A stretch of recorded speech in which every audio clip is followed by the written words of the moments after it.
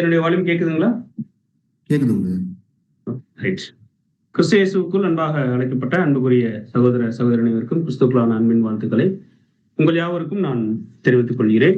அது மட்டுமல்ல, தேவனுடைய கிருபை மற்றும் அவருடைய சமாதானம் இந்த இணையதள வாயிலாக இணைந்திருக்கக்கூடிய அனைத்து சகோதர சகோதரர்களுக்கும் உண்டாகி பெருகப்படுவது என்கிற அன்பின் வாழ்த்துக்களை கூட நான் தெரிவித்துக் கொண்டு, சகோதர வண்டமா நம்ம பார்க்கக்கூடிய ஒரு பாடத்தினுடைய தலைப்பு தசமபாகம் மற்றும் காணிக்கை அப்படிங்கிறதான ஒரு தலைப்பு. நிச்சயமா இந்த ஒரு தலைப்பு உங்களுக்கு ஒரு சுவாரஸ்யம் அளிக்கக்கூடிய ஒரு தலைப்பா கூட இருக்கணும் அப்படிங்கிறத நம்ம கர்த்தருக்குள்ளாக விசுவாசிக்கிறோம். காரணம் என்னன்னு சொல்லி பார்க்கும்போது, இன்னைக்கு ஒட்டுமொத்த நம்ம வாழ்ந்து கொண்டு இருக்கக்கூடிய பகுதியில தசமபாகம் அப்படிங்கிற ஒரு விஷயம் அனைவருனாலும் நிறைய பேசப்பட்டு, அதே நேரத்துல வந்து பார்க்கும்போது அநேக தவறான கருத்துக்களும் இன்றைக்கு இந்த பூமியில நம்ம வாழக்கூடிய காலப்பகுதியில நம்ம காண்கிறத நம்ம யாவரும் அறிவோம். ஆனா தேவனுடைய பிள்ளைகளாகி நாம இந்த தசமபாகம் மற்றும் காணிக்கை அப்படிங்கிற ஒரு விஷயத்துல பைபிள் அநேக இடங்கள்ல இருக்கு. இதுல தேவன் என்ன ஒரு சத்தியங்களை வச்சிருக்காரு அப்படிங்கிறத நம்ம என்ன பண்ண போறோம்னு இன்றைய நாள்ல பார்க்க போகிறோம். சோ பாடத்தினுடைய தலைப்பு தசமபாகம் மற்றும் காணிக்கை அப்படிங்கிறதான ஒரு தலைப்பு. அப்போ நமக்கு தெரியும், தசமபாகம் அப்படிங்கிறது வேற ஒண்ணும் இல்லை. நமக்கு அநேக நேரங்கள்ல கேட்டிருக்கோம். தசமம் அப்படிங்கிறது ஒரு சமஸ்கிருத வார்த்தை. அதாவது தஸ் அப்படின்லாம் ஹிந்தியில கேள்விப்பட்டிருப்பீங்க நீங்க. அது ஒரு சமஸ்கிருத வார்த்தை. பாகம்ங்கிறது ஒண்ணும் இல்ல, நம்ம வீதம்னு சொல்லுவோம் இல்லைங்களா? வீதம், இத்தனை வீதம், அந்த சதவீதம் சொல்லுவோம் இல்லையா? அந்த மாதிரி பாகம் அப்படிங்கிறது வேற ஒண்ணும் இல்ல, வீதம் அப்படிங்கறத நம்ம புரிஞ்சுக்கலாம். 10ல் 1 அப்படிங்கிறதுக்கு தேவன் என்ன பண்ணியிருக்காங்கன்னா, பழைய ஏற்பாட்டுல வசனங்கள் வச்சிருக்காங்க. அந்த வசனங்கள் நம்ம படிக்கலாம். லேவியராகமம் 27ஆம் அதிகாரம் வசனம் 32 முதல். லேவியராகமம் 27ஆம் அதிகாரம் 32ஆம் வசனம். கோலின் கீழ்ப்பட்ட ஆடு மாடுகளிலே 10ல் 1 பங்காய் இருக்கிறதெல்லாம் கர்த்தருக்கு பரிசுத்தமானது. அப்ப நம்ம பாக்குறோம், இந்த தசமபாகம் 10ல் 1 பங்கு அப்படிங்கிறதுக்கு கிளியரா வசனமே இருக்கு. அதை நம்ம பாக்குறோம். கோலின் கீழ்ப்பட்ட ஆடு மாடுகளிலே அப்படின்னா என்ன அப்படின்னா, அது எப்படி அந்த ஆடு மாடுகளை கர்த்தருக்குரியதை ஆக்குவாங்க அப்படின்னா, அதுக்கு ஒரு முறை இருக்கு. இஸ்ரேல் ஜனங்கள் மத்தியில ஒரு குச்சி வச்சிருவாங்க. குச்சியை வச்சுட்டு அந்த ஆடுகள் எல்லாம் அடையிலும் இல்லையா, பட்டின்னு சொல்லுவாங்க இல்லைங்களா? அந்த பட்டியில ஒவ்வொரு ஆடா அனுப்பும் போது 1, 2, 3, 4 அப்படியே என்ன பண்ணிக்கிட்டே இருப்பாங்கன்னா கவுண்ட் பண்ணிட்டே வருவாங்க. அந்த கோலின் கீழ்ப்பட்ட 10வது ஆடு வரும்போது அது கர்த்தருக்கு அப்படின்னு என்ன பண்ணிடுவாங்கன்னா பிரிச்சுடுவாங்க. சோ நமக்கு கிளியரா வசனமே இருக்கு, 10ல் 1 பங்கு அது கர்த்தருக்கு. அதே நேரத்துல வந்து பார்க்கும்போது இது என்ன மாதிரி அப்படின்னு சொல்லி பாக்குறோம்னா, பரிசுத்தமானதுங்கிறத வந்து பைபிள் நமக்கு சொல்றதை நம்ம பார்க்கிறோம். அப்போ நம்ம பார்க்கிறோம், ஆடு மாடுகள்ல 10ல் 1 பங்கு கர்த்தருக்கு பரிசுத்தமானது அப்படின்னா, ஆடாகட்டும் மாடாகட்டும் 10ல் 1 பங்கு தசமபாகமா கொடுக்கணும் அப்படிங்கறத கூட பார்க்கிறோம். இன்னும் பார்க்கும்போது எதுலாம் தேவன் தசமபாகம் கொடுக்க சொல்லியிருக்காரு அப்படின்னு சொல்லி பார்த்தோம்னா, படிச்சிடலாம் பாருங்க. லேவியராகமம் கொஞ்சம் ஸ்பீடா படிச்சிருங்க சிஸ்டர். லேவியராகமம் 27ஆம் அதிகாரம் வசனம் 30ல இருந்து. தேசத்திலே நிலத்தின் வித்திலும் விருட்சங்களின் கனியிலும் தசமபாகம் எல்லாம் கர்த்தருக்கு உரியது. அது கர்த்தருக்கு பரிசுத்தமானது. ஒருவன் தன் தசம பாகத்திலே எவ்வளவாவது மீட்டுக்கொள்ள மனதாய் இருந்தானால் அதனுடன் 5ல் 1 பங்கை கூட்டி கொடுக்க கடவன். கோலின் கீழ்ப்பட்ட ஆடு மாடுகளிலே 10ல் 1 பங்காகிறதெல்லாம் கர்த்தருக்கு பரிசுத்தமானது. பாருங்க, இந்த நமக்கு 31ஆம் வசனம் நம்ம பார்க்க போறது இல்ல. நம்ம பார்த்தோம்னா எதுல தசமபாகம் கொடுக்கணும் அப்படின்னா, ஆடு மாடுல கொடுக்கணும் அப்படிங்கிற ஒரு விஷயம். அதுக்கப்புறம் எதுல கொடுக்கணும் அப்படின்னா, நிலத்தினுடைய வித்திலும், அதாவது நிலத்துல என்னென்னலாம் விதைச்சு பலன் தருதோ அதுல 10ல் 1 கர்த்தருக்கு கொடுக்கணும், அது பரிசுத்தமானது. அப்புறம் விருட்சங்கள், கனிகள், இதுல எல்லாம் என்ன பண்ணணும்னா தசமபாகம் கொடுக்கணும், 10ல் 1 பங்கு. இது கர்த்தருக்கு பரிசுத்தமானது அப்படிங்கிறத பார்க்கிறோம். இப்ப நம்ம பார்க்கிறோம், தசமபாகம் யாருக்குரியதுன்னா கிளியரா வசனம் இருக்கு, அது கர்த்தருக்குரியது, அது பரிசுத்தமானது. அப்ப இதுல இருந்துதான் நமக்கு அடுத்த கேள்வி என்னன்னா, இந்த ஒரு பாடத்தை கொஞ்சம் அடுத்த நகர்வுக்கு கொண்டு போறதுக்கு நம்ம ஒரு கேள்வி வைக்கலாம். இப்ப தசமபாகம் யாருக்குரியது அப்படின்னு சொல்லி பார்க்கும்போது வசனம் கிளியரா இருக்கு, அது கர்த்தருக்குரியது, அது பரிசுத்தமானது. அப்படின்னா நமக்கு என்ன கேள்வினா, தசமபாகம் கொடுத்தாதான் கடவுள் வாழ்வாரா? தசமபாகம் ஏன் கர்த்தருக்கு கொடுக்கணும்? அதனாலதான் அவர் பிழைக்கிறாரா? இது எப்படி இருக்கு அப்படின்னு சொல்லி பார்த்தோம்னா, கர்த்தரே மழையை வர வைப்பாரு. கர்த்தரே இஸ்ரேல் ஜனங்களுக்கு என்ன பண்ணாரு, நிலங்களை கொடுத்தாரு, மழையை வர வச்சாரு. மழையை வர வச்சுட்டு அதுல என்ன பண்ணாருன்னு சொல்லி பார்த்தோம்னா, விளைச்சல்களை கொடுத்தாரு, ஆசீர்வதித்தாரு. ஆசீர்வதித்து அறுவடை பண்ணும்போது அதுல எனக்கு ஒரு பங்கு கொடு அப்படின்னு கேட்கும்போது இது கேட்கறதுக்கு எப்படி இருக்கு அப்படின்னு சொல்லி பார்த்தோம்னா கொஞ்சம் கடினமாயிருக்கு. இன்னும் வந்து பார்க்கும்போது தசமபாகம் யாருக்கு உரியதுன்னா கர்த்தருக்கே உரியது, அதனாலே அவர் பிழைக்கிறாரா அப்படிங்கிற மாதிரி ஒரு கேள்வி நமக்கு வரும். ஏன் அப்படின்னு சொல்லி பார்த்தோம்னா இப்ப வசனம் படிச்சு பார்த்தோம்னா வசனம் படிக்கலாம் பாருங்க. சங்கீதம் 24:1. பூமியும் அதன் நிறைவும் உலகமும் அதிலுள்ள குடிகளும் கர்த்தருடையது. பாருங்க, பூமியும் அதன் நிறைவும் உலகமும் அதில் உள்ள குடிகளும் கர்த்தருடையது. அப்படின்னா எல்லாமே வந்து பார்த்தோம்னா கடவுளுடையது. இது எப்படி இருக்கு? நானே என்ன பண்ணுவேன்னா உங்களுக்கு நிலத்தை தருவேன், விளைச்சலையும் கொடுப்பேன், அதுக்கு தேவையான எல்லா விஷயத்தையும் கொடுப்பேன். அறுவடை முடிஞ்சதுக்கு அப்புறம் அதுல எனக்கு ஒரு பங்கு மட்டும் கொடுத்துருங்கப்பா, அதுதான் எனக்கு தேவை அப்படின்னா இப்ப இது எப்படி இருக்கு அப்படின்னு சொல்லி பார்த்தோம்னா எல்லாமே அவருடையது. அவருடையதை எடுத்து அவருக்கே கொடுக்கிற ஒரு விஷயம் கர்த்தருக்குரியது அப்படின்னா அப்ப கர்த்தர் அதை வச்சுதான் அவர் வந்து திருப்தி ஆகுறாரா, அல்லது வந்து பார்க்கும்போது அதனாலதான் அவருடைய பிழைப்பு இருக்கா? இன்னும் சொல்ல போனா நம்ம மொழி நடையில சொல்லணும்னா நம்ம கொடுத்துதான் கர்த்தருடைய வீடு நிறைய போதா? ஏன்னா கர்த்தர் கேட்கிறாரு அப்படின்னு சொல்லி பார்த்தோம்னா இன்னொரு வசனம் படிச்சு பார்க்கலாம். சங்கீதம் 5:12 வசனம், நான் பசியா இருந்தால் உனக்கு சொல்லேன், பூமியும் அதன் நிறைவும் என்னுடையவைகளே.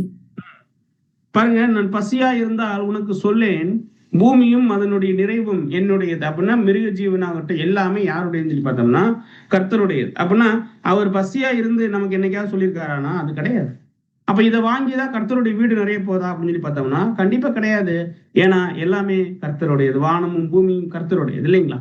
அப்போஸ்தலர்கள்ல ஒரு வசனம் கிளியரா இருக்கு. என்னன்னு சொல்லி பார்த்தோம்னா எல்லோருக்கும் ஜீவனையும் சுவாசத்தையும் சகலத்தையும் கொடுக்கிற அவர் தமக்கு யாதொன்று தேவையானது போல மனுஷர் கைகள்னால என்ன பண்றது இல்லைன்னா பணிவிடை கொள்றது இல்லை. அப்படின்னா என்ன புரிஞ்சுக்கலாம்னா மனுஷன் கொடுத்துதான் என்னுடைய ஏதாவது ஒரு விஷயம் நடக்கணும்னு சொல்லி கிடையவே கிடையாதுங்கிறது கிளியரா. அப்ப நம்ம பாக்குறோம், நாம கொடுத்தாதான் கர்த்தருடைய பிழைப்பு நடக்க போதா, அல்லது அவருடைய வீடு நிறைய போதா, இல்ல அதனாலதான் அவருடைய மனசு ஒரு நிறைவுக்குள்ள போகுதா அப்படின்னு சொல்லி பார்த்தோம்னா கிடையாது. அப்ப தசம பாகம் கர்த்தருக்குரியதுன்னு ஏன் சொல்லணும்? தசம பாகத்தை ஏன் கேட்க சொல்றாரு? தசம பாகம் கர்த்தருக்குரியதுன்னு ஏன் வசனம் இருக்கு அப்படின்னு சொல்லி பார்த்தோம்னா அன்புக்குரிய சகோதர சகோதரிகளே, இதுல ஒரு உள்ளான நோக்கம் இருக்கிறத பாக்குறோம். இப்ப நம்ம ஒண்ணு கொடுத்துதான் கடவுள் திருப்தியாக போவாரானா? கண்டிப்பா கிடையாது. அதான் நம்ம பாக்குறோம். மனுஷனுடைய கைகள்ல யாதொன்றையும் நான் என்ன பண்றது இல்லைன்னா வாங்கி கொள்றது இல்லை அப்படிங்கிற ஒரு விஷயம். அப்படின்னா தசம பாகத்தை ஏன் தேவன் தனக்குரியதுன்னு சொன்னாரு அப்படின்னா இதுல ஒரு உள்நோக்கம் இருக்கும். மிக முக்கியமான ஒரு விஷயம் இருக்கு. அதுதான் என்னன்னு சொல்லி பாக்குறோம்னா இஸ்ரேல் ஜனங்கள்ல லேவி கோத்திரத்துக்கு இவர் கொடுக்க சொன்னார். பாருங்க, 12 கோத்திரம் இருந்தாங்க. இந்த 12 கோத்திரத்துல கர்த்தருடைய தசமபாகம் கர்த்தருடையதுன்னு சொல்லி நம்ம பாக்குறோம். அப்ப கண்டிப்பா அதை வச்சு கர்த்தர் ஏதாவது ஒண்ணு பண்ண போறாருன்னா கிடையாது.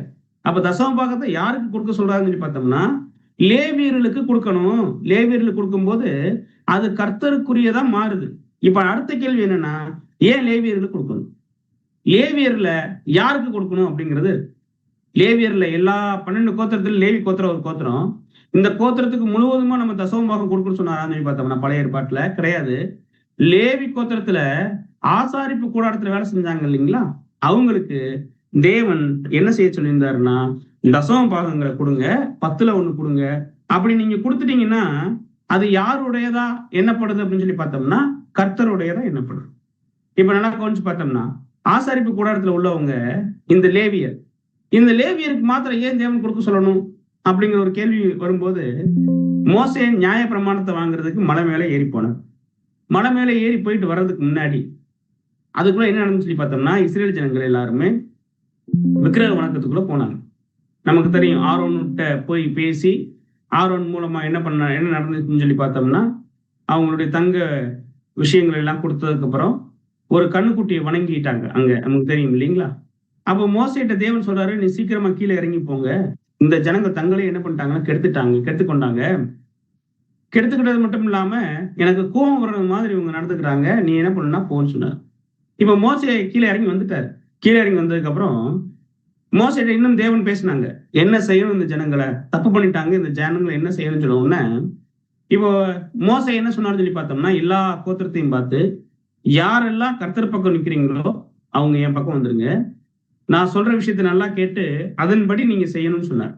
என்ன செய்ய சொன்னாருன்னா இந்த தப்பை யாரெல்லாம் பண்ணாங்களோ அவங்களை எல்லாத்தையும் வெட்டிடணும். அதுல உன்னுடைய அக்காவும் பார்க்காத, தங்கச்சியும் பார்க்காத, அண்ணன் பார்க்காத, எல்லாரையும் நீங்க என்ன பண்ணிடணும்னா வெட்டி என்ன பண்ணிடணும்னா போட்டுறணும்னு சொன்னாரு. இதுக்கு மோசே கூட வந்து பக்கபலமா நின்னது யாருன்னு சொல்லி பார்த்தோம்னா இந்த லேவி கோத்திரம். அதனாலதான் தேவன் என்ன சொன்னாங்கன்னா, யோசுவாட்ட சொல்லும் போது நீங்க போய் எல்லாத்தையும் நீங்க என்ன பண்ணலாம்னா பங்கிடும் போது, நிலங்களை பங்கிடும் போது லேவி கோத்திரத்துக்குன்னு தனியா எதையும் பங்கிட்டு கொடுக்காதீங்க. ஏன்னா லேவி கோத்திரம் என்னுடைய சுதந்திரம். அப்படின்னா என்ன அர்த்தம்? என்னுடைய வேலைய செய்ய போறது யாருன்னு சொல்லி பார்த்தோம்னா இந்த லேவி கோத்திரம். அதனால இவங்களுக்கு இந்த பூமியில எந்த பங்குமே இல்லைன்னு சொல்லிட்டு என்ன பண்ணிட்டாருன்னா அப்பயே தனியா பிரிச்சுட்டாரு. 12 கோத்திரத்துல இந்த லேவி கோத்திரத்தை பிரிச்சுட்டாரு. இந்த லேவி கோத்திரத்திலையும் எல்லாருமே தேவனுடைய வேலை செய்யறவங்களை கருதப்பட்டாங்கன்னா இல்ல. ஆசாரிப்பு கூடாரத்துல யாரெல்லாம் தேவனுடைய வேலை செய்ய ஆரம்பிச்சாங்களோ அவங்க கர்த்தருக்கு ரொம்ப முக்கியமானவங்கள மாறினாங்க. சோ இந்த தசம பாகம் இப்போ கர்த்தருக்கு போற விஷயம் யாருக்குன்னு சொல்லி பார்த்தோம்னா கம்ப்ளீட்டா இந்த லேவியர்கள், அதாவது லேவியர்கள்னா ஆசாரிப்பு கூடாரத்துல வேலை செய்யக்கூடிய அநேகர் இருப்பாங்க இல்லைங்களா? பிரதான ஆசாரியர் இருப்பாரு, அவருடைய உடன் ஊழியர்கள் இருப்பாங்க.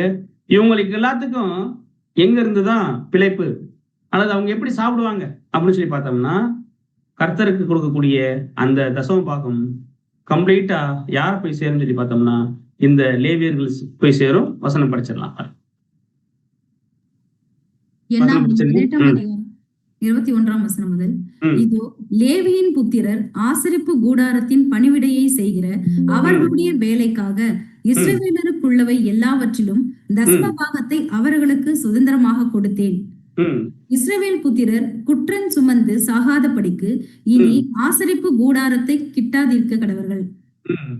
இன்னொரு வசனம் படிச்சிருங்க, 23, 24. லேவியர் மாத்திரம் ஆசரிப்பு கூடாரத்துக்கு அடுத்த வேலைகளை செய்ய வேண்டும். அவர்கள் தங்கள் அக்கிரமத்தை சுமப்பார்கள்.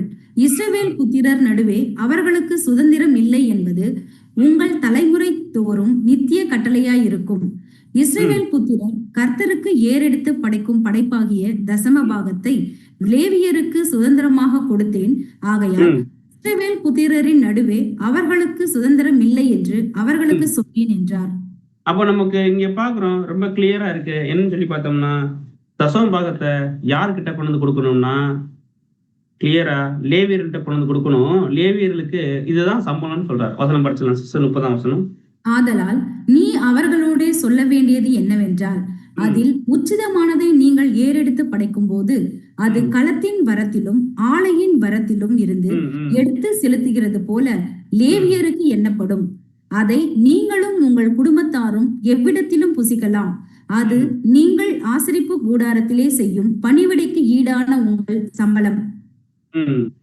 அப்ப நம்ம பாக்குறோம், இது என்னன்னு சொல்லி பார்த்தோம்னா பணிவிடைக்கு ஈடான உங்கள் சம்பளம். அப்படின்னா ஆசரிப்பு கூடாரத்துல வேலை செய்யக்கூடியவங்களுக்கு எதுதான் சம்பளம் சொல்லி பார்த்தோம்னா இந்த தசம பாகம். அதான் நிலத்திலும் இன்னும் பார்த்தோம் விருட்சத்திலும் கனிகளிலும் காய்களிலும் கொண்டு கொடுக்கக்கூடிய விஷயம். அது போக ஆடு மாடு கோலின் கீழ்பட்ட 10 கர்த்தருக்கு தசம பாகமா கொடுக்கணும். அது பரிசுத்தம்னு படிச்சோம் இல்லைங்களா? அது டைரக்டா இங்க யாருக்கு வருதுன்னு சொல்லி பார்த்தோம்னா லேவி கோத்திரத்துல ஆசாரிப்பு கூடாரத்துல வேலை செய்யக்கூடியவங்களுக்கு கொடுக்கப்பட்டதுதான் எதுன்னு சொல்லி பார்த்தோம்னா இந்த தசம பாகம்.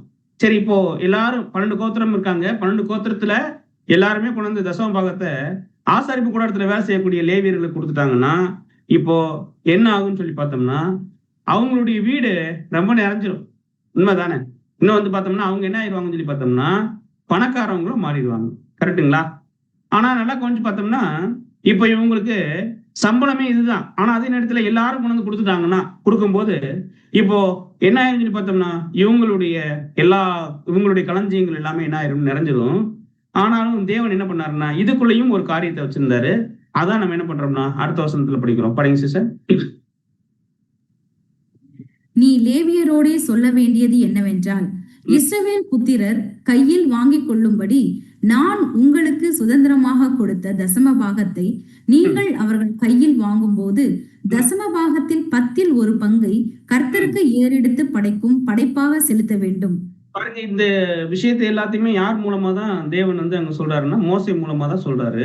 மோசேட்ட சொல்றாரு, நீ லேவியரோடு சொல்ல வேண்டியது என்னவென்றால், அப்படின்னா நீ லேவியர்கிட்ட என்ன சொல்லணும் அப்படின்னு சொல்லி பார்த்தோம்னா இஸ்ரேல் புத்திரருடைய கையில வாங்கிக் கொள்ளும்படி நான் உங்களுக்கு சுதந்திரமாக கொடுத்த தசம பாகத்தை நீங்கள் அவர்கள் கையில் வாங்கும்போது தசம பாகத்தில் 10% கர்த்தருக்கு ஏறெடுக்கக்கூடிய படைப்பாக இதை என்ன பண்ணணும்னா செலுத்தணும் அப்படின்னு சொல்லிட்டார்.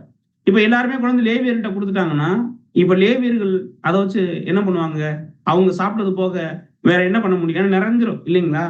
அப்போ நல்லா கவனிச்சு பார்த்தோம்னா, இதுலயும் தேவன் என்ன பண்ணியிருந்தாருன்னா ஒண்ணு வச்சிருந்தாரு. இவங்களுடைய சாப்பாடு போக மிச்சத்தை இவங்களுக்கு தேவையானது போக என்ன பண்ணணும்னு சொல்லி பார்த்தோம்னா, அதை யாருக்கு செலுத்தணும்னு சொல்லி பார்க்கும்போது ஏழைகளுக்கு இவங்க என்ன பண்ணணும்னா கொடுக்கணும் அப்படிங்கிறத என்ன பண்றோம்னா பாக்குறோம். ஏன் ஏழைகளுக்கு கொடுக்கணும் அப்படின்னு சொல்லி பார்க்கும்போது, எகிப்துல இவங்க எந்த நிலைமையில இருந்தாங்களோ அதை ஒவ்வொரு நாளும் இவங்க நினைவு கூறுறதுக்கு, இப்போ ஆசாரிப்பு கூடாரத்துல வேலை செய்யக்கூடிய லேவியனுக்கு தசம பாகம்லாம் வந்ததுக்கு அப்புறம் அதுல அவருக்கு போக அவர் என்ன பண்ணணும்னு சொல்லி பார்த்தோம்னா, தேசத்துல உள்ளவங்களுக்கு கொண்டு போய் என்ன பண்ணணும்னா ஏழையானவங்களுக்கு இந்த வந்திருக்கிற தசம பாகத்தை கொடுக்க வேண்டிய ஒரு விஷயம் இருந்துச்சு. அப்படி கொடுக்கறதுனாலதான் அதுக்கு என்ன பேருன்னு சொல்லி பார்த்தோம்னா, கர்த்தருக்கு உரியது அந்த தசம பாகம். வசனம் படிச்சிருங்க, கொஞ்சம் ஸ்பீடா படிச்சிருங்க சிஸ்டர். நீ எகிப்திலே அடிமையாய் இருந்ததையும் உன் தேவனாகிய கர்த்தர் உன்னை அங்கே இருந்து மீட்டு கொண்டு வந்ததையும் நினைப்பாயாக. ஆகையால் இப்படி செய்யும்படி நான் உனக்கு கட்டளையிடுகிறேன். அப்போ நீங்க பாக்க எகிப்தில் அடிமையா இருந்தீங்க, உன்னுடைய தேவனாகிய கர்த்தர் அங்கிருந்து உன்னை மீட்டு கொண்டு வந்ததை நீங்க என்ன பண்ணணும்னு நினைக்கணும். ஆகையினால இப்படி செய்யும்படி நான் உனக்கு என்ன பண்றேன்னா கட்டளையிட்டேன். எதுன்னு சொல்லி பார்க்கும்போது, இந்த தசம பாகத்தை கொடுக்கக்கூடிய விஷயத்த எதுக்காக இவர் சொன்னார்னு சொல்லி பார்த்தோம்னா 2 விஷயம் நடக்கணும். ஒண்ணு, தனக்கு ஊழியம் செய்யக்கூடிய லேவியர்கள் அவங்களுக்கு எதுதான் சம்பளம்னா இந்த தசம பாகம் சம்பளம். அவங்க சாப்பிட்டது போக அவங்களுக்கு தேவையானது போக அதுல எந்த ஒரு விஷயமும் அவங்க அதாவது தவறா செய்யாதபடிக்கு அதை உடனே என்ன பண்ணணும்னு சொல்லி பார்த்தோம்னா, தேசத்துல இருக்கக்கூடிய ஏழை எளியவர்களுக்கு என்ன பண்ணணும்னா அவர் காட்டணும், ஒரு போய் என்ன பண்ணணும்னா கொடுக்கும். அப்ப 2 விஷயத்த தசம பாகத்துக்குள்ள பாக்குறோம். ஒண்ணு, லேவியர்களுடைய சாப்பாடு அல்லது சம்பளம்னு எடுத்துக்கலாம். மற்ற விஷயம் எங்க போகுதுன்னு பார்த்தோம்னா, தேசத்துல இருக்கக்கூடிய ஏழைகளுக்கு போறதுக்காகத்தான் தேவன் இப்பேற்பட்ட ஒரு விஷயத்தை அவங்க என்ன பண்ணாருன்னா பண்ணிருந்தாங்க. அதாவது தேவன் இவர்களுக்கு இரக்கம் காட்டினது போல இந்த ஜனங்களும் என்ன பண்ணணும்னா மற்றவர்களுக்கு இரக்கம் காட்ட வேண்டும். தேவனுடைய குணத்தை இவங்க என்ன பண்ணணும்னா காண்பிக்கணும். அதனாலதான் நம்ம பாக்குறோம், லேவியராமத்துல எல்லாம் படிக்கும்போது, ரூத்தினுடைய புத்தகத்தெல்லாம் படிக்கும்போது, அந்த கதிர்களை அறுக்கும் போது கூட ஓரத்துல சிந்தினதை என்ன பண்ணக்கூடாதுன்னா எடுக்கக்கூடாது. அது யாருக்கு அப்படின்னு சொல்லி பார்த்தோம்னா, அந்த தேசத்துல இருக்கக்கூடிய எளியவனுக்கும் பரதேசிக்கும். வசனம் படிச்சிருங்க சிஸ்டர். நீங்கள் தேசத்தின் பயிரை அறுக்கும் போது உன் வயலின் ஓரத்தில் இருக்கிறதை தீர அறுக்காமலும் சிந்தி கிடக்கிற கதிர்களை பொறுக்காமலும் உன் திராட்சை தோட்டத்திலே பின் அறுப்பை அறுக்காமலும் அதிலே சிந்தி கிடக்கிற பழங்களை பொறுக்காமலும் அவைகளை எளியவனுக்கும் பரதேசிக்கும் விட்டுவிடுவாயாக. நான் உங்கள் தேவனாகிய எளியவனுக்கும் பரதேசிக்கும் விட்டு விடுவாயாக, நான் உங்கள் தேவனாகிய கர்த்தர். அப்படின்னா தேவன் ஏழைகளை கூட அவர் என்ன பண்ணலைன்னா கைவிடல. தேசத்துல தங்கின பரதேசிகளை கூட என்ன பண்ணலைன்னா அவர் கைவிடல. என்ன அவர் ஒரு விஷயத்த வச்சிருந்தாருன்னா, எல்லாருமே என்ன பண்ணுவோம்னா சாப்பிடும். அப்படின்னா தேவனுடைய இரக்கம் ரொம்ப பெருசுங்கிறதுனால இப்ப தசம பாகத்துக்குள்ள 2 விஷயத்த தேவன் என்ன பண்றாருன்னா உள்ளடக்கிட்டாரு. ஒண்ணு, தேசத்துல இருக்கக்கூடிய ஏழைகள், அவங்களுக்கு நிலங்கள் இருக்காது, வேற எந்த ஒரு சோர்ஸுமே இருக்காது, அவங்கள என்னைக்குமே என்ன பண்ணணும்னா அவங்களுக்கு ஆகாரம் கொடுக்கணும். பாருங்க, நம்ம சங்கீதங்கள்ல படிக்கிறோம், கூப்பிடுகிற காக்கை குஞ்சுக்கும் கூட அவர் என்ன பண்றாருன்னா ஆகாரம் கொடுக்கிறவரா இருக்கார். அப்படின்னா மனிதனுடைய நிலைமை நினைச்சு பாருங்க. தேசத்துல ஒருத்தன் பரதேசியா இருந்துட்டு கர்த்தருடைய தேசத்துல சாப்பாடு இல்லாம இருந்தான்னு சொன்னா அதோட அவமானம் ஏதாவது இருக்குமா? அப்படின்னா தேவன் எல்லாத்தையும் கண்ணோக்கி பாக்குறார். அவர் என்ன பண்றாருன்னு சொல்லி பார்த்தோம்னா, இந்த ஏழைகளுக்கு சரியான முறையில சாப்பாடு போய் சேரணும். அதுக்குத்தான் தேவன் நிர்ணயிச்சதுன்னு சொல்லி பார்த்தோம்னா இந்த சோபாகும். அதே நேரத்துல தன்னுடைய வேலைக்காக எல்லாத்தையும் விட்டுட்டு வந்தாங்க இல்லைங்களா, வைராக்கியமா அந்த லேவி கோத்திரம். அந்த லேவி கோத்திரத்திலையும் மாசரிப்பு கூடத்துல வேலை செய்வாங்க இல்லைங்களா, அவங்களுக்கும் எல்லாமே என்ன பண்ணணும்னா போய் சேரணும். சோ கிளியர், வசனம் கிளியர். தசம பாகத்தினுடைய அர்த்தம் ஏன் தேவன் அதை கொண்டு வந்தாங்கன்னு சொல்லி பார்த்தோம்னா 2 நோக்கம். ஒண்ணு, லேவியர்கள், அதுவும் ஆசாரிப்பு கூடத்துல வேலை செய்யக்கூடியவங்களுக்கு ஒரு விஷயம். இன்னொன்னு என்னன்னு சொல்லி பாக்குறோம்னா தேசத்துல இருக்கக்கூடிய ஏழைகள். அதனாலதான் பாக்குறோம், ஏழைக்கு இறங்குகிறவன் கர்த்தருக்கு கடன் கொடுக்கிறான், அவன் கொடுத்ததை திரும்ப கொடுப்பார். அதான் நம்ம பாக்குறோம், தசம பாகத்தை யாரெல்லாம் கொடுக்குறாங்களோ அவங்க தேவனால என்ன பண்ணப்பட்டாங்கன்னா ஆசீர்வதிக்கப்பட்டாங்க. அப்போ தேவன் சொன்ன தசம பாகத்தினுடைய நோக்கம் 2 அப்படிங்கறத கிளியரா புரிஞ்சுக்கிட்டு, சோ இதைத்தான் மோசே என்ன பண்ணாருன்னு சொல்லி பார்த்தோம்னா, இந்த காரியத்தை தேவன் மோசைக்கு நியாய பிரமாணமாக எழுதி கொடுத்தார். சரிங்களா? அப்போ நியாயப்பிரமாணத்துக்குள்ளதான் எது இருக்குன்னு சொல்லி பார்த்தோம்னா இந்த தசம பாகம் என்ன பண்ணுதுன்னா இருக்கு. இப்போ உங்கள்ட்ட ஒரு கேள்வி கேட்டோம்னு வைங்க, இந்த ஒரு தசம பாகம் நியாயப்பிரமாணத்துக்குள்ள இருக்கு. இந்த நியாயப்பிரமாணத்தை யாராவது ஒருத்தர் கடைபிடிக்க முடிஞ்சானா கடைபிடிக்க முடியல, நியாயப்பிரமாணத்தை நிறைவேற்ற முடிஞ்சுன்னா முடியல. அதனால அது அப்படியே தொடர்ந்துகிட்டே இருந்துச்சு. தொடரும்போது புதிய ஏற்பாட்டுக்கு வரும்போது தேவன் என்ன பண்ணாங்கன்னா, இந்த நியாயப்பிரமாணமானது வரப்போகிற நன்மைகளின் பொருளாயிராமல் அவைகளின் நிழலாய் மாத்திரம் இருக்கு. அப்படின்னா அது ஒரு நிழல், அது வரக்கூடிய நன்மைகளுக்கு என்னவா இருக்குன்னா ஒரு நிழலை மாத்திரமே இருக்க ஒழிய அது பொருளா இல்லை. அப்படின்னா அந்த அந்த நியாயப்பிரமாணத்தை யாருனாலையுமே என்ன பண்ண முடியலன்னா கடைபிடிக்க முடியல, ஆண்டவராகிய இயேசு கிறிஸ்து வர வரைக்கும். இப்ப ஆண்டவராகிய இயேசு கிறிஸ்து வந்தாங்க, அவங்களே சொன்னாங்க, நான் நியாயப்பிரமாணத்தை ஒழிக்கிறதுக்கு வரல, நிறைவேற்றவே வந்தேன். வசனம் படிச்சிருங்க. நியாயப்பிரமாணத்தை ஆனாலும் தீர்க்க தரிசனங்களை ஆனாலும் அழிக்கிறதற்கு வந்தேன் என்று எண்ணிக்கொள்ளாதேயுங்கள். அழிக்கிறதற்கு அல்ல, நிறைவேற்றுகிறதற்கே வந்தேன். சோ ஆண்டவராக இயேசு கிறிஸ்து இஸ்ரேல் தேசத்துல பிறந்ததனுடைய முக்கியமான நோக்கம் நியாயப்பிரமாணத்தை நிறைவேற்றணும். ஒருவேளை நியாயப்பிரமாணத்தை யாருனாலும் நிறைவேற்றப்பட முடியாம போனதுனாலதான் இயேசு கிறிஸ்து என்ன பண்ணாங்கன்னா அங்க பிறக்க வேண்டிய ஒரு சூழ்நிலை வந்துச்சு. அது நமக்கே தெரியும். அப்படி இல்லைன்னா இயேசு கிறிஸ்து இங்க இஸ்ரேல் தேசத்துல பிறக்க வேண்டிய அவசியம் என்ன பண்ணிருக்காது, வந்திருக்காது. அவர் ஆதாமினுடைய ஜீவனுக்கு ஜீவன் கொடுத்தா போதும்.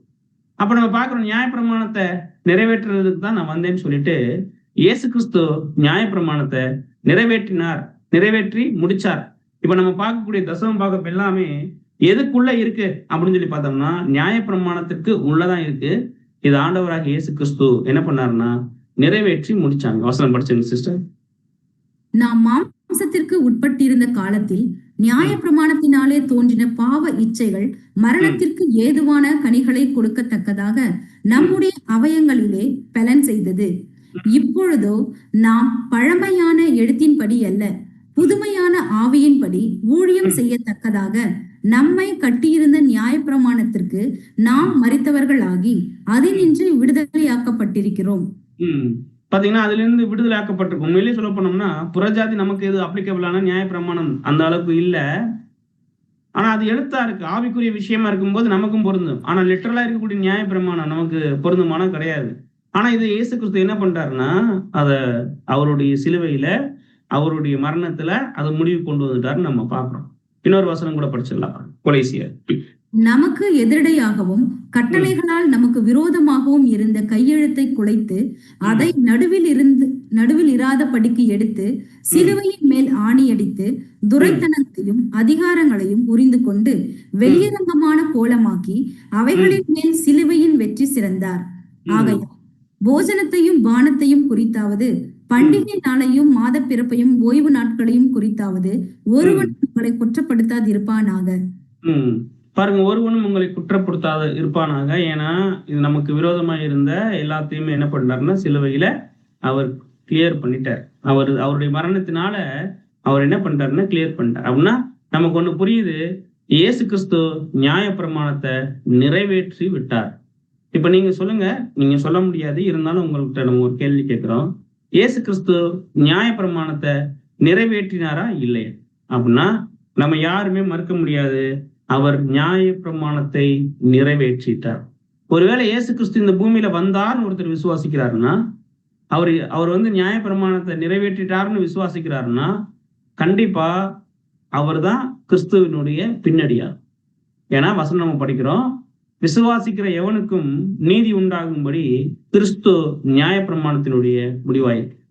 அப்படின்னா அன்புக்குரிய சகோதர சகோதரிகளே, நியாயப்பிரமாணத்துக்கே முடிவு கொண்டுட்டாருன்னா தசம பாகம் அப்படிங்கிற ஒரு விஷயத்துக்கு இப்ப நீங்க தான் யோசிக்கணும். ஏன் அப்படின்னா இயேசு கிறிஸ்து வந்தது உண்மைனா, இந்த வசனம் சொல்லக்கூடிய விஷயம் உண்மைனா, தசம பாகம் பழைய ஏற்பாட்டுல இருக்கக்கூடிய நியாயப்பிரமாணத்துல இருக்கக்கூடிய ஒரு விஷயம் அப்படின்னா அதை இயேசு கிறிஸ்து என்ன பண்றாரு சொல்லி பார்த்தோம்னா நிறைவேற்றிட்டார். நல்லா கவனிச்சு பார்த்தோம்னா தசம பாகம் இன்னைக்கும் கொடுக்கணும்னு சொல்லக்கூடிய சகோதர சகோதரி மத்தியில நம்ம என்ன கேள்வி கேட்கிறோம்னா, ஏன் விருத்த சேதனம் பண்ண மாட்டேங்கிறோம்? அப்ப என்ன சொல்லிடுவோம் அப்படின்னா, இயேசு கிறிஸ்து என்ன பண்ணிட்டாருங்க, நியாயப்பிரமாணத்தை நிறைவேற்றிட்டாரு இல்லைங்களா? ஆனா அதே நேரத்துல விருத்த சேதனம் அப்படிங்கிற ஒரு விஷயம் வரும்போது நம்ம கிளியரா சொல்லிடுவோம். ஆனா தசம பாகம் வரும்போது ஏன்னா ஒரு ஆசீர்வாதம் வேணும் இல்லையா? ஏன்னா ஆசீர்வாதத்துக்கு அங்க பாக்குறோம், அங்க தசம பாகத்தை கொடுத்தா ஆசீர்வாதம் வரும்னு வசனம்லாம் இருக்கு, பின்னாடி நம்ம பார்க்க போறோம். அதை வச்சுட்டு என்ன சொல்லிடுறாங்க அப்படின்னா தசம பாகம் கொடுக்கணும். அப்போ இது எப்படி? ஒருவேளை நீங்க தசம பாகம் கொடுக்கணும்னு நினைச்சீங்கன்னா கொடுக்கலாமா வேண்டாமா அப்படின்னு சொல்லி பார்த்தோம்னா, இப்போ அது கிளியர். அந்த மாதிரி நீங்க கொடுக்கணும்னு நினைச்சிட்டீங்கன்னா யாரை வஞ்சிக்கிறீங்கன்னா, நல்லா கொஞ்சம் பாருங்க, நீங்க உங்களையே வஞ்சிச்சுக்கிறீங்கன்னு அர்த்தம். எந்த அடிப்படையில் அப்படின்னா, கிறிஸ்து நியாய பிரமாணத்தை நிறைவேற்றிட்டாரு, ஆனா நான் தசம பாகம் கொடுப்பேன்னா என்ன அர்த்தம் தெரியுங்களா? கிறிஸ்து இந்த பூமிக்கு வரலைங்கிறது அர்த்தம். இன்டைரக்டா கிறிஸ்துவே நீங்க இந்த பூமிக்கு வரல, ஜீவன் கொடுக்கல, நியாய பிரமாணத்தை முடிவுக்கு கொண்டு வரல, அதனால நான் தசம பாகம் கொடுப்பேன் அப்படிங்கிற விஷயம். ஒருவேளை உங்களுக்கு தோணலாம், ஏன் அப்படின்னா தசம பாகம் கொடுக்கலைன்னா வசனம் கிளியரா இருக்கே பிரதர், தேவனை வஞ்சிக்கிறோம்னு சொல்றாங்களே. ஏன்னா வசனம் கிளியரா இருக்கு மளிகையால, தசம பாகம் நீங்க கொடுக்கலைன்னா யாரை வஞ்சிக்கிறீங்கன்னு அர்த்தம் சொல்லி பார்த்தோம்னா தேவனை வஞ்சிக்கிறீங்கன்னு சொல்லி அர்த்தம். இப்ப அதை நம்ம பார்த்துடலாம். ஆனா ஒண்ணு கிளியர், தசம பாகங்கிறது பழைய ஏற்பாட்டுல நியாயப்பிரமாணத்துல இருக்கக்கூடிய விஷயம்.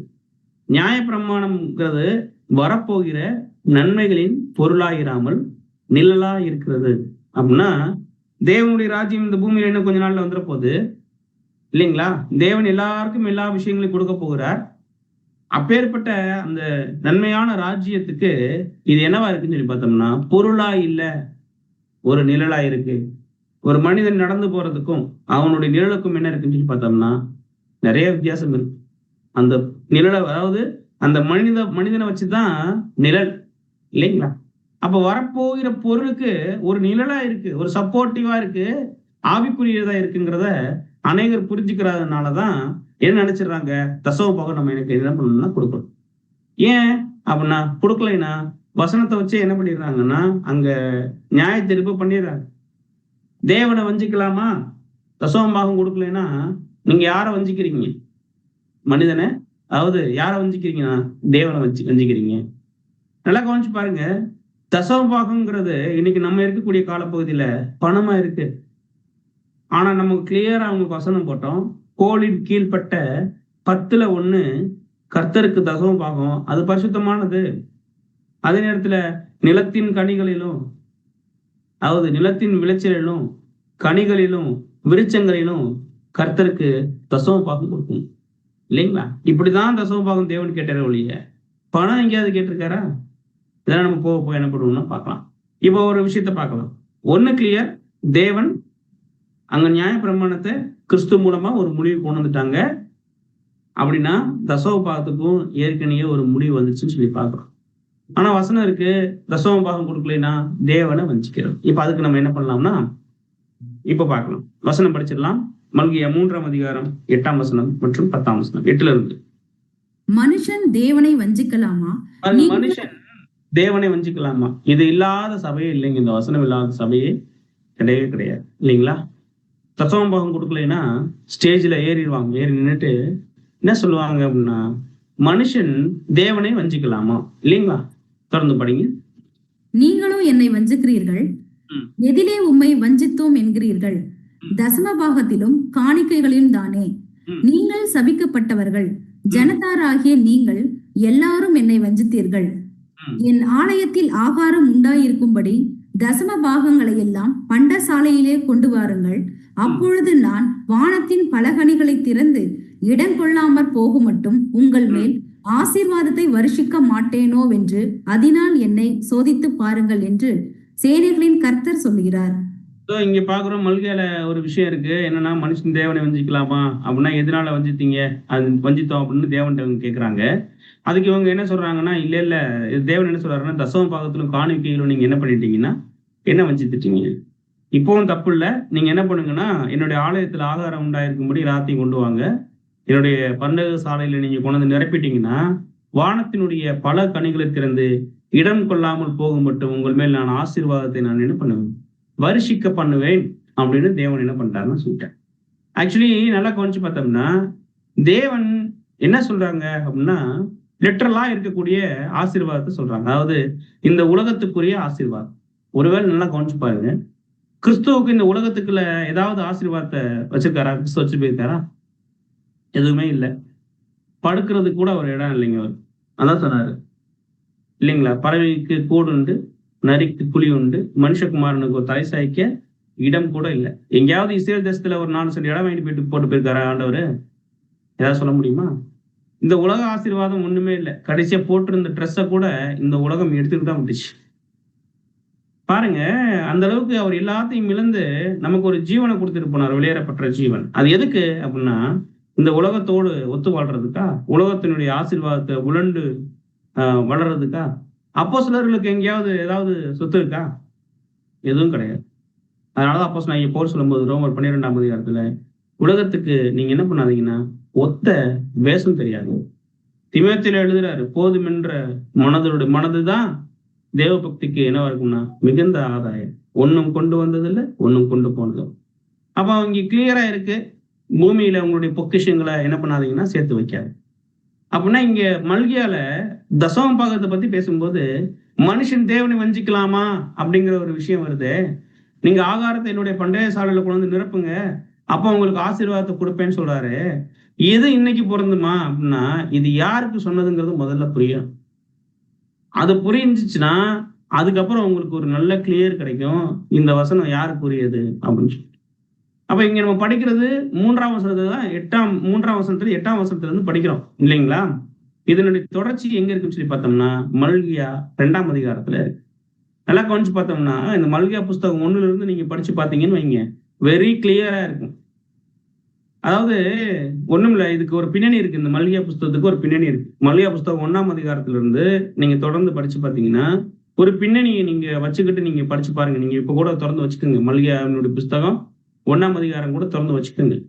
திறந்து வச்சுட்டு நீங்க படிச்சு பாத்தீங்கன்னா கிளியரா இருக்கும். என்னன்னு சொல்லி பார்க்கும்போது, இவங்க பாபிலோனுக்கு சிறைப்பட்டு போனாங்க.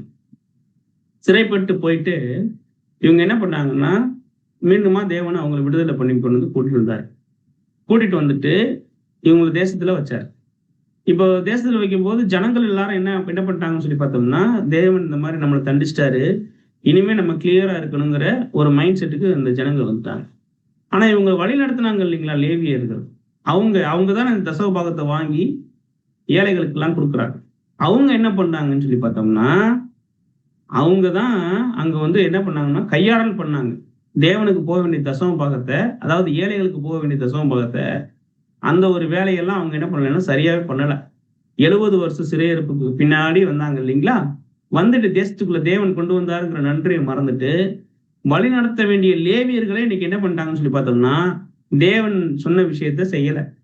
இதுக்கு தாங்க தேவன் என்ன பண்றாருன்னு சொல்லி பார்த்தோம்னா, அந்த மல்கியாவினுடைய விஷயத்துல 1ஆம் அதிகாரம் 2ஆம் அதிகாரம் 3ஆம் அதிகாரம் பேசுறாரு.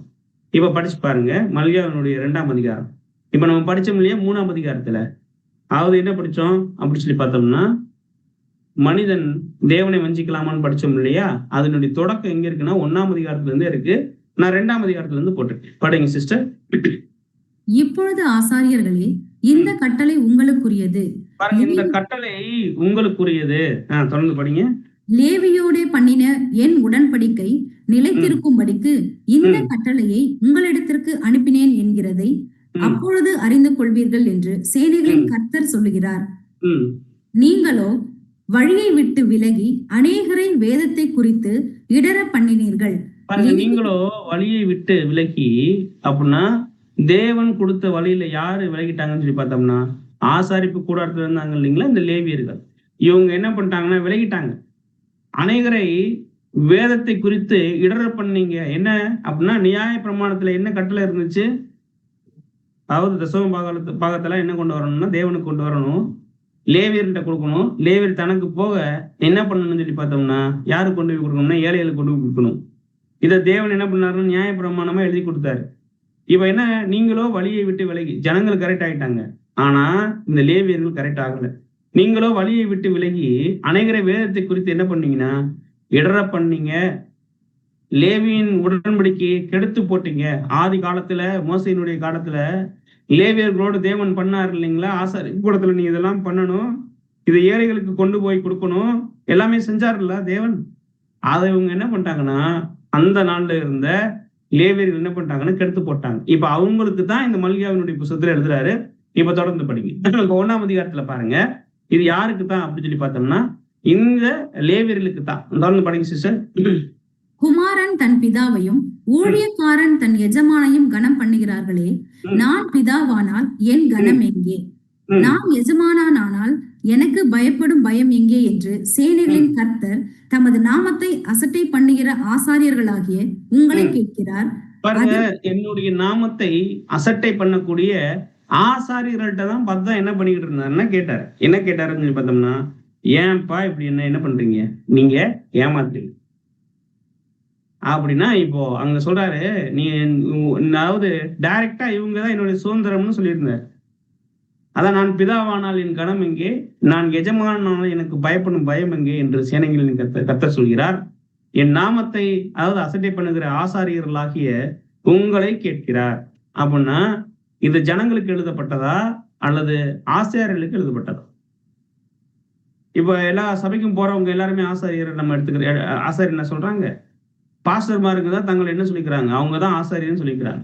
அப்படின்னா மல்கியாவுடைய அதிகாரம் வந்து விசுவாசிகளுக்கு பொருந்தாது. ஒருவேளை இது அவங்களுக்கு தசம பாகம் கொடுக்கணும்னு ஒருவேளை எடுத்துக்கிறாங்கன்னு நீங்க டைரக்டா, இது விசுவாசிகளுக்கு பொருந்தாது. டைரக்டா யாருக்கு தான் பாஸ்டர்மார்களுக்கு தான் பொருந்தும். ஏன்னா நாமத்தை அசட்டை பண்ணக்கூடிய ஆசாரியர்களாகிய உங்களை கேட்கிறார். அதற்கு நீங்கள் உமது நாமத்தை எதனாலே அசட்டை பண்ணணும்னு என்ன பண்றீங்க கேக்குறீங்க. என் பலிபீடத்தின் மேல் அசுத்தமான அப்பத்தை படைக்கிறதுனாலே, ஆனாலும் உம்மை எதனாலே அசுத்தப்படுத்தினோம் என்கிறீர்கள். கர்த்தருடைய பந்தி இவங்களுக்கு என்ன ஆயிடுச்சு சொல்லி பார்த்தோம்னா ரொம்ப அசால்ட் ஆயிடுச்சு. அப்போ வசனம் கிளியரு. அங்க 3ஆம் அதிகாரத்துல தேவன் யார்கிட்ட பேசினார்னு சொல்லி பார்த்தோம்னா அங்க ஆசாரியர்கள்ட்ட தான் பேசிட்டு வர்றாரு. தனிப்பட்ட இஸ்ரேல் ஜனங்களை எந்த ஒரு ஜனத்தையும் அவர் என்ன பண்ணணும்னா பேசல. வசனம் படிச்சிடலாம் பாருங்க. மல்கியா 1ஆம் அதிகாரம் 8ஆம் வசனம். நீங்கள் கண் ஊனமானதை பலியிட கொண்டு வந்தாலும் அது பொல்லாப்பல்ல. நீங்கள் கால் ஊனமானதை நசல் பிடித்ததையும் கொண்டு வந்தாலும் அது பொல்லாப்பல்ல என்கிறீர்களே. அதை நீ உன் அதிபதிக்கு செலுத்து, அவன் உன்மேல் பிரியமாய் இருப்பானோ, உன் முகத்தை பார்ப்பானோ. ஒரு எக்ஸாம்பிள் சொல்றாரு. நீ இந்த மாதிரி அதாவது தேவன் சொன்ன விஷயத்த செய்யாம என்ன பண்ணிட்டு இருக்கீங்க? இந்த மாதிரி பண்றதுனால அது எப்படி இருக்குன்னா ஊனமானது இல்லைங்களா? மனசு இல்ல, இவங்களுக்கு செய்யணுங்கிற மனசு இல்ல. அதுல என்ன பண்றாங்கன்னா கொள்ளையடிக்கிறாங்க. அதான் இங்க தேவன் என்ன சொல்றாருன்னு சொல்லி பார்த்தோம்னா ஆசாரியர்களை பார்த்து பேசக்கூடியதுதான் இந்த மல்கியா அது வசனம் அதிகாரம் முழுவதுமே. இதை வந்து என்ன பண்ணிடுறதுங்க, எடுத்து சபைக்கு போகக்கூடிய விசுவாசிகள்கிட்ட கொடுத்து பயமுறுத்தி அவங்கள்ட்ட இருக்கிறது எல்லாத்தையும் என்ன பண்ணிடுறதுன்னா எடுத்துறது. இது கரெக்டா அப்படின்னா கிளியரா சொல்லலாம், இது ராங். தேவன் விரும்பாத ஒண்ணு. இப்போ மல்கியா விஷயம் வந்து பேசப்பட்டது வந்து பார்த்தோம்னா 70 வருஷம் சிறையிருப்புல போயிட்டு திரும்பி வந்தாங்க இல்லைங்களா ஜனங்கள். அவங்க நடத்தின யாருன்னு சொல்லி பார்த்தோம்னா இந்த லேவியர்கள், ஆசாரியர்கள். அவங்களுக்கு பேசப்பட்ட விஷயத்த இன்னைக்கு எடுத்து வச்சுட்டு எல்லா சபையிலையும் தசம பாகம் கொடுக்கணும், இல்லைன்னா தேவன் உங்களை வந்து என்ன பண்ணிடுவாருங்க, சபிச்சிருவாரு அப்படின்னு சொல்லிட்டு பிரசங்கம் பண்றதெல்லாம் கரெக்டான்னு சொல்லி பார்த்தோம்னா கரெக்ட் இல்ல. அன்புக்குரிய சகோதர சகோதரிகள், இப்ப படிக்கலாம் பாருங்க. இப்போ உங்களுக்கு ஒரு கிளியரா புரியும். என்ன புரியும் அப்படின்னா, இப்போ பேசுனது யார்கிட்ட அப்படின்னு சொல்லி பார்த்தோம்னா ஆசாரியர்கள்ட்ட. இப்போ பார்க்கும்போது அங்க யார்கிட்ட, நான் தனிப்பட்ட இஸ்ரேல் ஜனங்கள்கிட்ட பேசல. ஜனங்கள் திருந்திட்டாங்க. திருந்தாத யாருன்னு சொல்லி பார்த்தோம்னா ஆசாரியர். வசனம் படிங்க. நீங்கள் உங்கள் பிதாக்களின் நாட்கள் தொடங்கி என் கட்டளைகளை கை கொள்ளாமல் அவைகளை விட்டு விலகி போனீர்கள். என்னிடத்திற்கு திரும்புங்கள், அப்பொழுது உங்களிடத்திற்கு திரும்புவேன் என்று சேனைகளின் கர்த்தர் சொல்லுகிறார். நாங்கள் எந்த விஷயத்தில் திரும்ப வேண்டும் என்கிறீர்கள்? மனுஷன் தேவனை வஞ்சிக்கலாமா? நீங்களோ என்னை வஞ்சிக்கிறீர்கள். எதிலே உம்மை வஞ்சித்தோம் என்கிறீர்கள்? தசம பாகத்திலும் காணிக்கைகளிலும் தானே. அன்புக்குரிய சகோதர சகோதரிகளே, 2 பாயிண்ட் கிளியர். ஒண்ணு, தசம பாகம் நமக்குரியதானா? கிடையாது. கரெக்டுங்களா? நம்மளுடைய காலத்துக்குரியதானா? கிடையாது. ஒருவேளை பின்பற்றணும்னா என்ன விஷயம் தெரியுங்களா? இயேசு கிறிஸ்துவ மறுதளிக்கிறோம்னு அர்த்தம். இல்ல பிரதர், வசனம் இருக்கே அப்படின்னு சொல்லி பார்த்தோம்னா இந்த வசனம் தற்காலத்துல வாழக்கூடிய நமக்கான கிடையாது. இது யாருக்கு பேசப்பட்டது அப்படின்னு சொல்லி பார்த்தோம்னா அந்த காலத்துல வாழ்ந்து ஜனங்களுக்கே பேசப்படல, டைரக்டா ஜனங்களை வழிநடத்தின லேவியர்கள். அது என்ன சொல்லணும்னா ஆசாரியர்கள். அப்போ இதுவும் நமக்கு என்ன பண்ணாதுன்னா பொருந்தாது. ஆனா சில பேர் சொல்றது வழக்கம் என்னன்னா, இயேசு கிறிஸ்து தசம பாகம் கொடுக்க சொன்னாரே. ஆமா, எப்ப கொடுக்க சொன்னார்? அவருடைய மரணத்துக்கு முன்னாடியா மரணத்துக்கு பின்னாடியாங்கிற விஷயம் இருக்கு. மரணத்துல நியாயப்பிரமாணத்தை முடிவுக்கு கொண்டுட்டாரு. ஆனா அதுக்கு முன்னாடி தசம பாகம் கொடுக்க சொன்னாருன்னா கொடுக்க சொன்னாரு. ஆனா அதுலயும் ஒரு விஷயத்த அங்க ஆண்டவராக இயேசு கிறிஸ்து நம்மளை சிந்திக்கும்படியாக என்ன பண்றாருன்னா சொல்லியிருக்காரு. வசனம் படிச்சிடலாம். லூக்கா படிங்க சிஸ்டர். சகோதரி வசனம் நான் படிச்சுட்டுமா? Okay brother. படிங்க. பரிசேயரே, உங்களுக்கு ஐயோ! ஆ நீங்கள் ஒர்த்தலாம், மறுக்குழுந்து முதலிய சகலவித பூண்டுகளிலும் ம் தசமபாகம் கொடுத்து பாருங்க, நியாயத்தையும் ஒருவேளை இயேசு கிறிஸ்து தசமபாகம் கொடுக்க சொல்றாருன்னு வச்சுக்கலாம். இவர் மரிக்கிறதுக்கு முன்னாடி சொன்னாரு, அப்ப நியாயப்பிரமாணம் நிறைவேறல. ஒருவேளை கொடுக்கலாம் அப்படின்னு நீங்க எடுத்துக்கிட்டீங்கன்னா, அவர் எதுல கொடுக்க சொல்றாரோ அதுல கொடுங்க. நீங்க இன்னைக்கு கொடுப்பீங்களா? அவர் எதுல கொடுக்க சொல்றாரு? நீங்க ஒற்றலாம், மறிக்கொழுந்து அப்படின்னா வேற ஒண்ணும் இல்ல. கொத்தமல்லி இருக்கு இல்லைங்களா? கொத்தமல்லியை என்ன பண்ணுங்க, எடுத்துட்டு போங்க. பூண்டு கொஞ்சம் என்ன பண்ணிக்கோங்க, வாங்கிக்கோங்க. வாங்கிட்டு நீங்க என்ன பண்ணுங்கன்னா, கொண்டு போய் தசமபாகமா கொடுங்க. வாங்குவாங்களா? இல்ல நீங்க தான் கொண்டு போவீங்களா இந்த மாதிரி? அப்படின்னா அதுவும் கிடையாது. ஆனா அவர் என்ன சொல்றாருங்கிறத கிளியரா புரிஞ்சுக்கிறணும். அதாவது தசமபாகம் என்ன? தசமபாகங்கிறது அன்பினுடைய கான்செப்ட். தேசத்துல ஏழைகள் இருக்கக்கூடாதுங்கிறதுக்காக தேவன் தன்னுடைய மனசுல நிர்ணயிச்ச கான்செப்ட என்ன பண்ணிடுறீங்க, நீங்க கரெக்டா கொடுத்துறீங்க. ஆனா தேவன் தசமபாகம் கொடுக்க சொல்றதுக்குள்ள ஒரு நோக்கம் இருந்துச்சு இல்லைங்களா? அந்த நியாயத்தையும் தேவ அன்பையும் என்ன பண்ணிடுறீங்கன்னா விட்டுறீங்க. இவைகளையும் செய்ய வேண்டும், அவைகளையும் விடாது இருக்க வேண்டும் அப்படின்னு இயேசு கிறிஸ்து மரிக்கிறதுக்கு முன்னாடி சொன்னார். ஏன் அப்படின்னா தன்னுடைய வாழ்க்கையில தான் நியாயப்பிரமாணத்தை அவர் நியாயப்பிரமாணத்தை மரணத்துல தான் நிறைவேற்றி முடிப்பார். அது முடிக்கிறதுக்கு முன்னாடி கொடுக்க சொன்னார். எதுல அப்படின்னா கொத்தமல்லி, பூண்டு இதுல இன்னைக்கு கொடுத்தா வாங்கிக்குவாங்கன்னா நீங்க கொடுத்து பாருங்க அப்படின்னா இது எந்த வகையில நியாயம் அப்படிங்கிறது தெரியல. இயேசு கிறிஸ்து கொடுத்த சொன்னாருங்கிறதெல்லாம் உண்மை.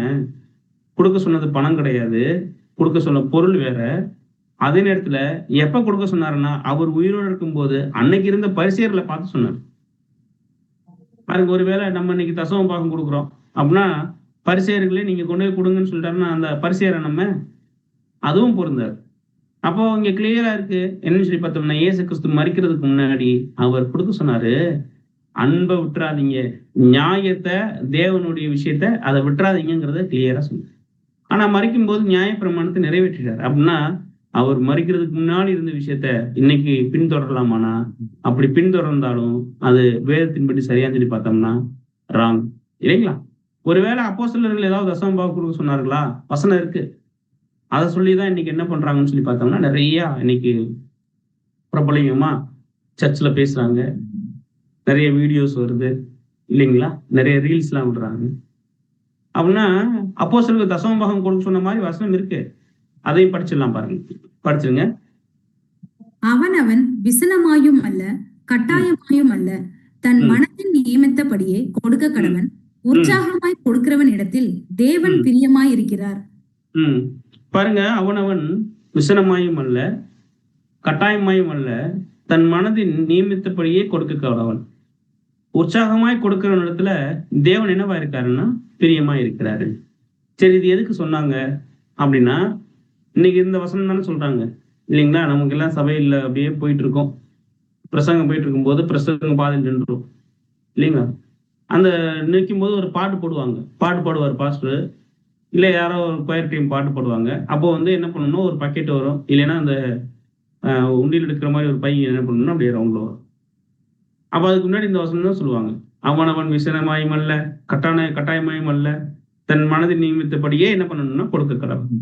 உற்சாகமாய் கொடுக்கிறவன் இடத்துல தேவன் என்னவா இருக்காருங்க, பிரியமாய் இருக்கார்.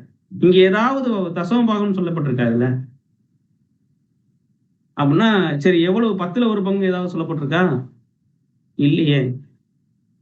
அப்ப 10ல் நமக்கு தெரியும் தசமபாகங்கிறது கட்டாயம், 10ல் 1 பங்கு. இங்க பாருங்க, இங்க சொல்லும்போது அவனவன் விசனமாயும் அல்ல, கட்டாயமாயும் அல்ல, தன் மனதில் நியமித்தபடியே கொடுக்க கடவன். அப்படின்னா என்ன முடியுதோ கொடுங்க. எதுக்கு? தசமபாகமானா கிடையாது. இங்க அப்போஸ்தலனாகிய பவுல் நீங்க கிளியரா நீங்க 8ஆம் அதிகாரத்துல இருந்து நீங்க படிச்சு பார்த்தீங்கன்னா கிளியரா இருக்கு. ஒரு அதிகாரம் எங்க தொடங்குதுங்கிறத நம்மளுக்கு பாக்குறதே இல்லை.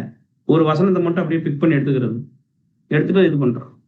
இது என்ன அப்படின்னா, இது இந்த வசனம் எதுக்காக பேசப்பட்டது அப்படின்னு சொல்லி பார்த்தோம்னா, யூதேயா நாட்டுல பஞ்சம், அதாவது இஸ்ரேல்ல பயங்கர பஞ்சம். அங்க யார் இருந்தாங்கன்னு சொல்லி பார்த்தோம்னா, இதே சத்தியத்துக்குள்ள இருந்த பிள்ளைகள் இருந்தாங்க. அவங்களுக்கு உதவும்படி பவுல் என்ன பண்ணாருன்னு சொல்லி பார்த்தோம்னா ஒரு ஒரு ஒரு ரெக்வஸ்ட் வச்சார். யார்கிட்ட அப்படின்னு சொல்லி பார்த்தோம்னா, அன்னைக்கு இருந்த கொரிந்து சபை நல்ல பணக்கார சபையா இருந்தாங்க.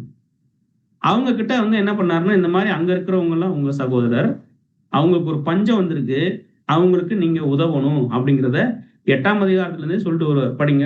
8ஆம் அதிகாரம் 15ஆம் வசனம். சமநிலை பிரமாணத்தின்படியே அவர்களுடைய செல்வம் உங்கள் வறுமைக்கு உதவும்படிக்கு இக்காலத்திலே உங்களுடைய செல்வம் அவர்களுடைய வறுமைக்கு உதவுவதாக. பாருங்க, சமநிலை பிரமாணத்தின்படி அப்படின்னா எல்லாருக்கும் ஈக்குவலா இருக்கணும்னு நினைச்சாங்க. இந்த அடிப்படையில தான் நமக்கு தெரியும், பேதுரு அவர் அங்க நமக்கு பார்க்கிறோம், ஞானசானம் எடுத்து 3000 பேர்கள்லாம் வந்தாங்கன்னு படிக்கிறோம் இல்லையா. பர்னபாலாம் என்ன பண்ணுவாருன்னா, தன்னுடைய நிலத்தை வித்து பேதுருடைய காலில் வச்சுருவார். நிறைய பேர் என்ன பண்ணாங்கன்னா, அவங்களுடைய சொத்துக்களை எல்லாம் கொண்டு வித்து அவங்கள்ட்ட கொண்டு வந்து அப்போஸ்தலர்ட்ட கொடுத்தாங்க. எதுக்கு தெரியுங்களா?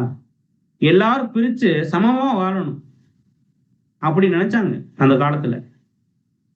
அதான் சொல்ற, சமநிலையா எல்லாருமே இருக்கணும், அவர்களுடைய செல்வம் உங்களுடைய வறுமைக்கு உதவும்படி, இக்காலத்திலே உங்களுடைய செல்வம் அவர்களுடைய வறுமைக்கு உதவும்படி அப்படின்னு சொல்லிட்டு தான் என்ன சொல்லாருன்னு சொல்லி பார்த்தோம்னா, நான் வருவேன், வரும்போது நீங்க என்ன பண்ணுங்கன்னா கொடுங்க உங்க சகோதரர்களுக்கு, அவனவன் விசனமாயும் அல்ல அப்படின்னா கஷ்டப்பட்டு மனசை கஷ்டப்பட்டு கொடுக்காதீங்கப்பா, கட்டாயமாயும் அல்ல தன் மனதில் நியமித்தபடியே என்ன பண்ணணும்னா கொடுக்க கடவன்.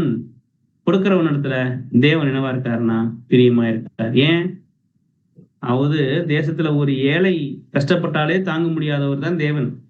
அப்படின்னா தேவனுக்காக தங்களுடைய வாழ்க்கையை அர்ப்பணிச்சவங்களுடைய வாழ்க்கையில ஒரு விஷயம் குறைபடும் போது அதை நீங்க பண்றீங்கன்னா கண்டிப்பா உங்களை அவர் என்ன பண்ணுவார் சொல்லி பார்த்தோம்னா ஆசீர்வதிப்பார். கொடுக்கிறவன் மேல தேவன் பிரியமா இருக்க. பாருங்க, கான்செப்ட் எப்படி புரிஞ்சுங்களா? இதை எடுத்து தசம பாகத்துக்கு நீங்க சொல்றதுங்கிறது சரியான விஷயமா? இங்க தசம பாகம்னா இருக்கு, அந்த ஒரு பாயிண்ட்லயே கிளியர் பண்ணிடலாம். அவன் விசனமாயும் அல்ல கட்டாயமாயும் அல்ல. தசம பாகங்கிறது கட்டாயம், 10ல் 1 பங்கு. வசனத்தை என்னைக்காவது உடைச்சு அப்போஸ்தலனாகிய பவுல் பேசுவாரா? இது நம்ம ஆண்களுக்கு புரியுறதே இல்லை. ஆனா என்ன சொல்லிடுவாங்க, நீங்க கொடுக்கணும். கொடுக்கிறவன் இடத்துல தேவன் என்ன பண்ணுவாருன்னா பிரியமா இருக்கிற பாட்டே இருக்கு. உற்சாகமா கொடுக்கிற இடத்துல என்ன பண்ணுவார்? தேவன் பிரியமா இருக்கார். அமைக்கி குலுக்கி மடியில சரிந்து விழும்படியாக அவர் என்ன பண்ணுவாருன்னா போடுவார். அப்படின்னா இது தசம பாகத்தை பத்தி சொன்னதா, சகோதரர்களுக்கு உதவும்படி? ஆக்சுவலி இது என்ன சொல்லணும், தர்ம பணம். அப்படிதான் அங்க நம்ம பாக்குறோம், அப்படிதான் வசனங்கள்லாம் இருக்கு இல்லைங்களா? அப்ப இதை எடுத்து தசம பாகத்துக்கு இன்னைக்கு சூட் பண்ணலாமானா கிடையாது. ஆகவே அன்புக்குரிய சகோதர சகோதரிகளே, இயேசு கிறிஸ்து அவர் உயிரோடு இருக்கும்போது தசம பாகம் கொடுக்க சொன்னாரு. கொடுக்க சொன்னது கூட பணம் இல்ல, பொருள். அவர் இறந்ததுக்கு அப்புறம் நியாயப்பிரமாணமே முடிஞ்சிருச்சு. அப்படின்னா தசம பாகம் முடிவுக்கு வந்துருச்சு. அதனாலதான் அப்போஸ்தலனாகிய பவுல் நீங்க பேசும்போது தசம பாகத்தை பத்தி பேசாம தன்னுடைய சகோதரர்களுக்கு உதவுறதுக்கு என்ன பண்றாருன்னா கேட்கிறார். ஆனா வசனம் இருக்கே பிரதர், 1 கொரிந்தியர் 9ஆம் அதிகாரம் 14வது வசனம் படிங்க. அந்தபடியே சுவிசேஷத்தை அறிவிக்கிறவர்களுக்கு சுவிசேஷத்தினாலே பிழைப்பு உண்டாக வேண்டும் என்று கர்த்தரும் கட்டளையிட்டிருக்கிறார். இதை வச்சுதான் இன்னைக்கு என்ன சொல்றாங்க அப்படின்னா, சுவிசேஷம் அறிவிக்கிறோம், எங்களுக்கு பிழைப்புன்னு ஒண்ணு வேணும்ல. அப்படின்னா இன்னைக்கு நம்ம வந்து நாங்க என்ன பண்ணிடுறோம், தசம பாகத்துல 10ல் 1 பங்கு வாங்கி நாங்க அதை எங்களுடைய பிழைப்புக்கு வச்சுக்கிறோம். இது கரெக்டா? அப்படின்னா சுவிசேஷத்தினாலே பிழைப்புங்கிறது என்னது? பணமா, பொருளா, வீடா? அப்படின்னா கிடையாது. சுவிசேஷத்தினாலே பிழைப்பு அப்படின்னா என்னன்னா, சுவிசேஷம் ஒருத்தர் அறிவிக்கிறாருன்னு வைங்க, அவரு வந்து உடலுடைய ஆரோக்கியம் ஒண்ணு வேணும். பட்டினி கிடந்து பண்ண முடியுமா? பண்ண முடியாது இல்லையா? பிழைப்புங்கிறது சரியா புரிஞ்சுக்கிட்டோம்னா, அதை பணமா வச்சு வீடா கட்டி மாளிகை கட்டி கார்ல பறக்கிறது பிளைட்ல பறக்கிறது பிழைப்பானா? கிடையாது. பிழைப்புங்கிறது அப்போஸ்தலனாகிய பவுல் எங்க இருந்து எடுத்து பேசுறாருன்னு சொல்லி பார்த்தோம்னா, ஆண்டவராகிய இயேசு கிறிஸ்து சொன்ன விஷயத்தை வச்சு பேசுறாரு. வசனம் படிச்சிடலாம் பாருங்க. அப்பொழுது அவர் அவர்களை நோக்கி, அறுப்பு மிகுதி, வேலையாட்களோ கொஞ்சம். ஆகையால் அறுப்புக்கு எஜமான் தமது அறுப்புக்கு வேலையாட்களை அனுப்பும்படி அவரை வேண்டிக் கொள்ளுங்கள். அந்த வீட்டிலே தானே நீங்களும் தங்கியிருந்து அவர்கள் கொடுக்கிறவைகளை புசித்து குடியுங்கள். வேலையால் தன் கூலிக்கு பாத்திரனாய் இருக்கிறான், வீட்டுக்கு வீடு போகாதிருங்கள். ஒரு பட்டணத்தில் நீங்கள் பிரவேசிக்கிற பொழுது ஜனங்கள் உங்களை ஏற்றுக்கொண்டால் அவர்கள் உங்கள் முன் வைக்கிறவைகளை நீங்கள் புசித்து. அப்போ நமக்கு பாக்குறோம், இங்க என்ன சொல்ல வர்றாங்க அப்படின்னா, ஆண்டவருடைய வசனத்தை எடுத்துதான் அவர் கிளியரா சொல்றார். சுவிசேஷத்தினாலே பிழைப்பு உண்டாகணும்னா, அங்க ஆண்டவர் சொன்னார் இல்லைங்களா, என்னது? அறுப்பு மிகுதி, வேலையாள குறைவா இருக்காங்க, நீங்க என்ன பண்ணுங்கன்னா வேண்டிக் கொள்ளுங்கன்னு சொல்லிட்டு, நீங்க எங்க சுவிசேஷம் சொல்ல போறீங்களோ அந்த வீட்டிலே நீங்க என்ன பண்ணுங்க, தங்கி இருந்து அவர்கள் கொடுக்கிறத புசித்து குடிங்க. இதுதான் பிழைப்பு. இதை நம்ம ஆளுங்க என்ன பண்ணிக்கிட்டாங்க, சுவிசேஷத்தினாலே பிழைப்பு உண்டாகணும்னு சொல்லிட்டு, போரடிக்கக்கூடிய மாட்டினுடைய வாயை கட்டாதிருப்பாயன்னு சொல்லிட்டு என்ன பண்ணிடுறாங்க, பணம் வாங்கிடுறாங்க. தசம பாகம் எங்களுக்கு கொடுக்கலைன்னா கர்த்தர் உங்களை தண்டிச்சிருவேன்னு சொல்றாங்க. அப்ப பாருங்க, வேலையாள் தன் கூலிக்கு பாத்திரவானா இருக்கிறான், வீட்டுக்கு வீடு என்ன பண்ணுங்க, போகாதீர்கள். நீங்கள் ஒரு பட்டணத்தில் பிரவேசிக்கும் போது ஜனங்கள் உங்களை ஏற்றுக்கொண்டால் அவர்களுக்கு முன் வைக்கிறவைகளை நீங்க என்ன பண்ணுங்கன்னா சாப்பிடுங்க. இதுதான் பாக்குறோம், சுவிசேஷத்தினாலே உண்டாகக்கூடிய பிழைப்பு இல்லைங்களா. இதை விட்டுட்டு இன்னைக்கு நம்மளுக்கு என்ன பண்ணிட்டாங்கன்னா பணமாக்கிட்டாங்க. அதனாலதான் பிரசங்கம் முடிக்கும் போது நீங்கள் அனுப்ப வேண்டிய அக்கௌண்ட் நம்பரு, நீங்கள் அனுப்ப வேண்டிய அப்படின்னு சொல்லி கியூஆர் கோட்லாம் என்ன பண்ணிடுறாங்க, இன்னைக்கு அனுப்பிடுறாங்க. அப்போ பாக்குறோம், இங்க சுவிசேஷம் இன்னைக்கு ஏதாவது சொல்றாங்களா? சுவிசேஷம் சொல்லப்படுதா? ஒருவேளை அப்படி எடுத்துக்கலாம், சுவிசேஷம் சொல்லப்படுதா அப்படின்னா பவுல் கிளியரா எழுதுறாங்க, சுவிசேஷம் சொல்றது என் மேல் விழுந்த கடமை. கடமைக்கு யாராவது பணம் வாங்குவாங்களா பிரதர்? கடமைக்கு யாருமே என்ன பண்ண மாட்டாங்க, பணம் வாங்க மாட்டாங்க. இப்ப நம்ம வீட்டுல ஒரு பிள்ளையை பெற்றுட்டோம்னு வைங்க, அவரை வளர்க்குறதுக்கு நம்ம பின்னாடி நான் அவனை வளர்த்தேன்பா எனக்கு பணம் கொடுன்னு கேட்போம்னா இல்ல, அது நம்ம கடமை. அதே மாதிரிதான் அப்போஸ்தலனாகிய பவுல் சொல்லும்போது, சுவிசேஷத்தை நான் அறிவிக்காதிருந்தால் எனக்கு ஐயோ, அது என் மேல் விழுந்த கடமை. அப்ப கடமைக்கும் பிழைப்புக்கும் வித்தியாசம் இருக்கு இல்லைங்களா. இங்க சொல்லப்பட்ட பிழைப்பு வேற, இன்னைக்கு நம்மளுங்க புரிஞ்சு வச்சிருக்கக்கூடிய பிழைப்பு வேற இல்லைங்களா. சரி, சுவிசேஷம் என்ன சொல்றாங்க அப்படின்னு சொல்லி பார்த்தோம்னா, நியாயப்பிரமாணத்தில் உள்ளதுதான் சொல்றாங்க. அந்த தசம பாகத்தை பத்தி தான் என்ன பண்றாங்கன்னா பேசுறாங்க. படிச்சிருங்க சிஸ்டர். தாங்கள் சொல்லுகிறது இன்னதென்றும் தாங்கள் சாதிக்கிறது இன்னதென்றும் அறியாதிருந்தும் நியாயப்பிரமாண போதகராய் இருக்க விரும்புகிறார்கள்.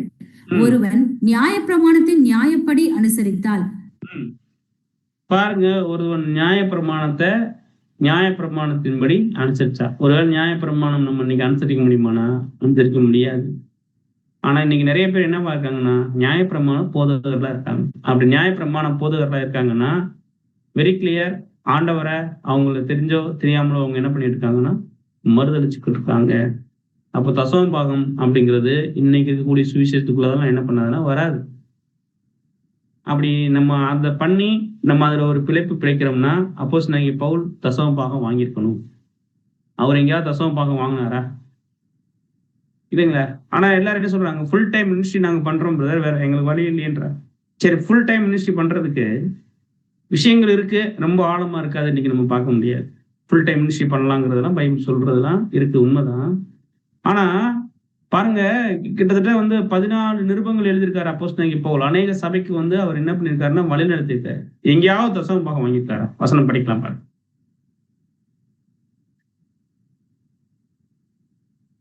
வசனம், இன்ன விதமாய் எங்களை பின்பற்ற வேண்டும் என்று நீங்கள் அறிந்திருக்கிறீர்களே. நாங்கள் உங்களுக்குள்ளே ஒழுங்கற்று நடவாமலும் ஒருவனிடத்திலும் இலவசமாய் சாப்பிடாமலும் உங்களில் ஒருவனுக்கும் பாரமாய் இராதபடிக்கு இரவும் பகலும் பிரயாசத்தோடும் வருத்தத்தோடும் வேலை செய்து சாப்பிட்டோம். பாருங்க, பவுல் சொல்றாரு, இன்னவிதமாய் எங்களை பின்பற்ற வேண்டும் என்று நீங்கள் அறிந்திருக்கிறீர்கள். அப்படின்னா எப்படி எங்களை பின்பற்றணுங்கிறது கிளியரான நிருபங்கள் எழுதி கொடுத்தாச்சு. உங்களுக்குள்ளே ஒழுங்கற்று நடவாமல் அப்படின்னா என்ன அப்படின்னா, ஒருவனிடத்திலும் இலவசமாய் சாப்பிடாமல் உங்கள் ஒருவனுக்கும் பாரமாய் இராதபடிக்கு இரவும் பகலும் பிரயாசத்தோடு வருத்தப்பட்டு வேலை செய்து சாப்பிட்டோம். இப்ப கிளியரா இருக்கு, வேலை செஞ்சிருக்காங்க. பைபிள் சொல்லுது, வேலை செய்யாத எவனும் என்ன பண்ணக்கூடாது தெரியுங்களா, சாப்பிடக்கூடாது. அப்படின்னா சுவிசேஷம் அது சொல்லணும்னா அது கடமை, அது வேலை கிடையாது, கடமை. கடமைக்கும் டியூட்டிக்கும் நிறைய வித்தியாசம் இருக்கு. கடமைங்கிறது நம்முடைய பிளட்ல ஊறி போன ஒண்ணா இருக்கும் இல்லைங்களா. அதை எடுத்து பிசினஸ் இன்னைக்கு ஆக்கலாமானா தவறு. பவுல் சொல்றாரு, நாங்க யார்ட்டையுமே வாங்கல. ஒருவனிடத்திலும் இலவசமாய் சாப்பிடாமல் உங்கள் ஒருவனுக்கும் பாரமாய் இராதபடிக்கு இரவும் பகலும் பிரயாசத்தோடு வருத்தத்தோடு நாங்க என்ன பண்றோம்னா வேலை செய்து சாப்பிடுகிறோம். இன்னொரு வசனம் படிச்சிடலாம் பாருங்க. ஒருவன் வேலை செய்ய மனதில்லாதிருந்தால் அவன் சாப்பிடவும் கூடாதென்று நாங்கள் உங்களிடத்தில் இருந்தபோது உங்களுக்கு கட்டளையிட்டோமே. பாருங்க, உங்களில் சிலர் ஒருவன் வேலை செய்ய மனதில் இருந்தால் அவன் சாப்பிடக்கூடாது என்று நாங்கள் உங்கள் இருந்த போது உங்களுக்கு கட்டளையிட்டோமே. அப்படின்னா வேலை செய்யாம இல்லைங்களா வாங்கி தசம பாவம் வாங்கி சாப்பிடுறதுங்கிறது சரியான்னு சொல்லி பார்த்தோம்னா கம்ப்ளீட்லி தான் இல்லையா? அப்படி நீங்க செய்யறாங்க இயேசு கிறிஸ்து மாதிரி ஃப்ரீயா செஞ்சுட்டு போயிருங்க. தசம பாகம்னு சொல்லி பணம் யார்ட்டையும் என்ன பண்ணக்கூடாதுன்னா வாங்கக்கூடாது. உங்களில் சிலர் யாதொரு வேலையும் செய்யாமல் வீண் அலுவல்காரராய் ஒழுங்கற்று திரிகிறார்கள் என்று கேள்விப்படுகிறோம். இப்படிப்பட்டவர்கள் அமைதியோடு வேலை செய்து தங்கள் சொந்த சாப்பாட்டை சாப்பிட வேண்டும் என்று நம்முடைய கர்த்தராகிய இயேசு கிறிஸ்துவினாலே அவர்களுக்கு கட்டளையிட்டு புத்தி சொல்லுகிறோம். அன்புக்குரிய சகோதர சகோதரியிலே, இந்த ஆன்லைன்ல கிட்டத்தட்ட நீங்க நிறைய வகுப்புகள் கேட்டுக்கிட்டு இருக்கீங்க. இது வரைக்கும் உங்கள்கிட்ட யாராவது இந்த பாடம் எடுக்கிறதுக்கு பாடம் முடிஞ்சதுக்கு அப்புறம் இல்ல பாடம் நாங்க எடுத்தெல்லாம் கடைசியா முடிச்சதுக்கு அப்புறம் எங்களுக்கு நீங்க ஏதாவது பணம் கொடுங்க யாராவது கேட்டு உங்களுக்கு ஏதாவது மெசேஜ் போட்டிருக்காங்களா? அந்த மாதிரி ஏதாவது பண்ணியிருக்காங்களா? அப்படின்னா ஒருவேளை நீங்க யோசிக்கலாம், இவங்க எப்படி இந்த அளவுக்கு எல்லாம் செலவு பண்ணி எடுக்கிறாங்க, ஒருவேளை ஃபாரின் மணி எதுவும் வருதோ அப்படிங்கிற மாதிரி கூட நீங்க யோசிக்கலாம். ஒருத்தட்டி ஒன்றும் கிடையாதுங்க. எல்லாரும் அவங்க வேலை செஞ்சு இதுல இருக்கக்கூடிய சகோதர சகோதரிகள் அவங்க பெற்றுக்கொண்ட சந்தோஷத்தை மற்ற சகோதர சகோதரிகளுக்கும் பகிர்ந்து கொடுக்கணும். அதான் இயேசு கிறிஸ்து சொன்னது. இலவசமாய் என்ன பண்ணோம்? பெற்றுக்கொண்டோம், அதை இலவசமா கொடுக்கணும். கர்த்தர் இயேசு அவங்க சொல்லி கொடுத்த ஒரு விஷயம். அப்ப கிளியர். அப்போஸ்தலனாகிய பவுல் அவங்க பேதுரு அவங்க எல்லாம் வாங்கினாங்கன்னா கிளியரா இல்ல. ஒருவேளை சொல்லுவாங்க பேதுருனுடைய பாதத்துல கொண்டு வச்சாங்க, அப்போஸ்தலர்ல இருக்கு 4ஆம் அதிகாரம் 5ஆம் அதிகாரம் படிக்கும்போது. ஒருவேளை அப்படி எடுத்துக்கலாமானா அதுவும் கிடையாது. சமநிலையா எல்லாரும் வாழணும்னு அன்னைக்கு இருக்கக்கூடிய சகோதர சகோதரிகள் நினைச்சதுனால அங்க கொண்டு வச்சாங்க. அப்ப இங்க கிளியரா இருக்கு இல்லைங்களா? தசம பாகம் அப்படிங்கிறது சுவிசேஷம் அவர் அறிவிக்கிறவங்க கேட்டா கூட இல்ல. அப்போ தற்காலத்து தசம பாகம் வாங்கக்கூடிய நபர்களை குறிச்சு இப்ப பைபிள் ஏதாவது சொல்லுதானா அன்னைக்கே சொல்லி வச்சுட்டாங்க. பழைய ஏற்பாட்டிலையும் நிறைய வசனம் இருக்கு, புதிய ஏற்பாட்டிலையும் வசனம் இருக்கு. என்ன அப்படின்னு சொல்லி பார்த்தோம்னா, பைபிளை கையில வச்சுட்டு இல்லைங்களா இந்த மாதிரி சொல்லக்கூடிய ஒரு விஷயம் என்னன்னு சொல்லி பார்த்தோம்னா தவறு. வசனம் படிச்சிடலாம். திருடுகிறவன் இனி திருடாமல் குறைச்சல் உள்ளவனுக்கு கொடுக்கத்தக்கதாக தனக்கு உண்டாயிருக்கும்படி தன் கைகளினால் நலமான வேலை செய்து பிரயாசப்படக்கடவன். பாருங்க, இங்க கிளியரா இருக்கு. என்னன்னு சொல்லி பார்த்தோம்னா, குறைச்சல் உள்ளவனுக்கு கொடுக்கத்தக்கதாக தனக்கு உண்டாயிருக்கும்படி தன் கைகளினால் வேலை செய்து பிரயாசப்படக்கடவன் அப்படின்னா பைபிள் வச்சுட்டு இந்த மாதிரி பண்ணக்கூடிய விஷயத்த தேவன் அருவருப்பா பார்க்கிறாரு. அது தவறு இல்லைங்களா? இந்த மாதிரி பழைய ஏற்பாட்டிலும் என்ன பண்ணாங்கன்னா இருந்தாங்க இல்லைங்களா? எப்படி அப்படின்னா தீர்க்க தரிசனம் சொல்லி தேவனுக்காக தேவனுடைய விஷயங்களை சொல்லி பண்றது. அந்த மாதிரிதான் இன்னைக்கு தீர்க்கதரிசி, இவர் பெரிய தீர்க்கதரிசி அப்படின்னு என்ன பண்ணிடுவாங்க இன்னைக்கு எல்லாருமே. அவங்க பண்றாங்க இல்லைங்களா? பணத்தை அள்ளி கொடுக்குறாங்க இல்லைங்களா? தேவனுடைய தீர்க்கதரிசின்னு. தேவனுடைய தீர்க்கதரிசின்னு இன்னைக்கு பூமியில யாருமே கிடையாது. தேவன் ஏற்கனவே என்ன பண்றாருன்னு சொல்லி பார்த்தோம்னா எல்லா தீர்க்க தரிசனத்தையும் பைபிளே எழுதி வச்சிட்டார் இல்லைங்களா? யாராவது தனிப்பட்ட முறையில ஒரு தீர்க்க தரிசனம் சொன்னாங்கன்னா அதை நம்பாதீங்க. அது என்னன்னு சொல்லி பார்த்தோம்னா தேவன் விரும்பாத ஒரு விஷயம். வசனம் படிச்சுங்க சிஸ்டர். அந்த தீர்க்கதரிசிகளை நான் அனுப்பாதிருந்தும் அவர்கள் ஓடினார்கள், அவர்களோட நான் பேசாதிருந்தும் அவர்கள் தீர்க்க தரிசனம் சொன்னார்கள். பாருங்க, அவர்களுக்கு தீர்க்க தரிசனம் என்ன பண்ணாங்கன்னா சொன்னாங்க அப்படின்னா கிளியர். தேவனுடைய வசனத்தை வைத்து அந்த ஒரு காரியம் என்ன பண்ணக்கூடாதுன்னா செய்யணும். இப்போ ஆனா பைபிள்ல இன்னொரு வசனத்தை என்ன பண்ணுவாங்கன்னா எடுப்பாங்க. என்ன அப்படின்னு சொல்லி பார்த்தோம்னா இந்த அம்மா அங்க நிறைய செஞ்சாங்க இல்லைங்களா? பின்னாடி இந்த ஏழை விதவைலாம் செஞ்சாங்க. அதே நேரத்துல பைபிள் இன்னொரு 2-3 இடங்கள் என்ன இருக்குன்னு சொல்லி பார்த்தோம்னா இந்த வசனம் கூட இருக்கு. கொடுங்கள் உங்களுக்கு கொடுக்கப்படும், அப்பொழுது அமுக்கி குலுக்கி சரிந்து விழும்படி நன்றாய் அளந்து உங்கள் மடியிலே போடுவார்கள் அப்படின்னு வசனம்லாம் இருக்கு. இதை என்ன பண்ணிடுறாங்கன்னா இந்த மாதிரியான ஒரு வசனத்தை மட்டும் எடுத்து என்ன பண்ணிடுறாங்க, தசம பாகம் தான் கொடுக்க சொல்லியிருக்காரு அப்படின்னு இன்னைக்கு என்ன பண்ணிடுறாங்கன்னா இப்ப சொல்றாங்க இல்லைங்களா? இந்த வசனத்தை வச்சுக்கலாம். வசனம் படிச்சிருங்க சிஸ்டர். கொடுங்கள் அப்பொழுது உங்களுக்கு கொடுக்கப்படும், அமுக்கி குலுக்கி சரிந்து விழும்படி நன்றாய் அளந்து உங்கள் மடியிலே போடுவார்கள். நீங்கள் எந்த அளவினால் அளக்கிறீர்களோ அந்த அளவினால் உங்களுக்கும் அளக்கப்படும் என்றார். ஆமாங்க. சிறுக விதைக்கிறவன் சிறுக அறுப்பான், பெருக விதைக்கிறவன் பெருக அறுப்பான். கேட்டிருக்கீங்களா? இது கேட்டதில்லை. நீங்க வேணா யூடியூப்ல திறந்து பாருங்க, இதான் வரும். இப்ப நீங்க வந்து 10 ரூபா கொடுத்தீங்கன்னா உங்களுக்கு என்ன பண்ணுவாரு? 100 ரூபா கொடுப்பாரு கர்த்தர். நீங்க 100 ரூபா கொடுத்தீங்கன்னு வைங்க, 1000 ரூபா கொடுப்பாரு. 1000 ரூபா கொடுத்தீங்கன்னா அமுக்கி குலுக்கி மடியில சரிந்து விழும்படி நன்றாய் அளந்து உங்கள் மடியிலே போடுவார்கள். யார் போடுவாங்கிறதுல தெரியாது. நீங்க எந்த அளவினால அளக்குறீங்களோ அந்த அளவினாலே உங்களுக்கு என்ன பண்ணப்படும்னா அளக்கப்படும். இது என்னது ஷேர் மார்க்கெட் கான்செப்டா இருக்கு இல்லைங்க? 10 ரூபா போட்டு 100 ரூபா எடுக்கிறது. அப்படின்னா கடவுள் வந்து ஏதாவது ஷேர் மார்க்கெட் நடத்துறாரா? அப்படியானா இந்த வசனத்தை மட்டும் தனியா என்ன பண்ணிடுவாங்கன்னு எடுத்துருவாங்க. ஆக்சுவலி இந்த வசனம் எதுக்கு சொல்லப்பட்டது அப்படிங்கிறத படிக்கிறதே இல்லை. அதை வந்து சரியா என்ன பண்றது இல்லைன்னா புரிஞ்சுக்கிறது இல்லை. நல்லா கவனிச்சு பாருங்க. லூக்கா 6ஆம் அதிகாரத்துல இந்த வசனம் மட்டும் தனியா எடுத்துட்டோம்னா பணத்தை பத்தி சொல்ற மாதிரி இருக்கு. அதுலயும் கூட வந்து பார்த்தோம்னா அமுக்கி குலுக்கி சரிந்து விழும்படி நன்றாய் அளந்து உங்களுக்கு மடியில என்ன பண்ணுவாங்கன்னா போடுவாங்க. நீங்க எந்த அளவினாலே அளக்குறீங்களோ அந்த அளவினாலே உங்களுக்கு அளக்கப்படும். ஒரு அளவு சொல்லுது. ஒரு அளவுங்கிறத நம்ம என்னைக்குமே நம்ம யோசிச்சதே இல்லை. இது என்ன நினைச்சிடறோம்? இத பணம்னு நினைச்சிடறோம். பணத்துக்காக பேசப்பட்டதானா? இல்ல. வசனம் படிச்சிடலாம் பாரு.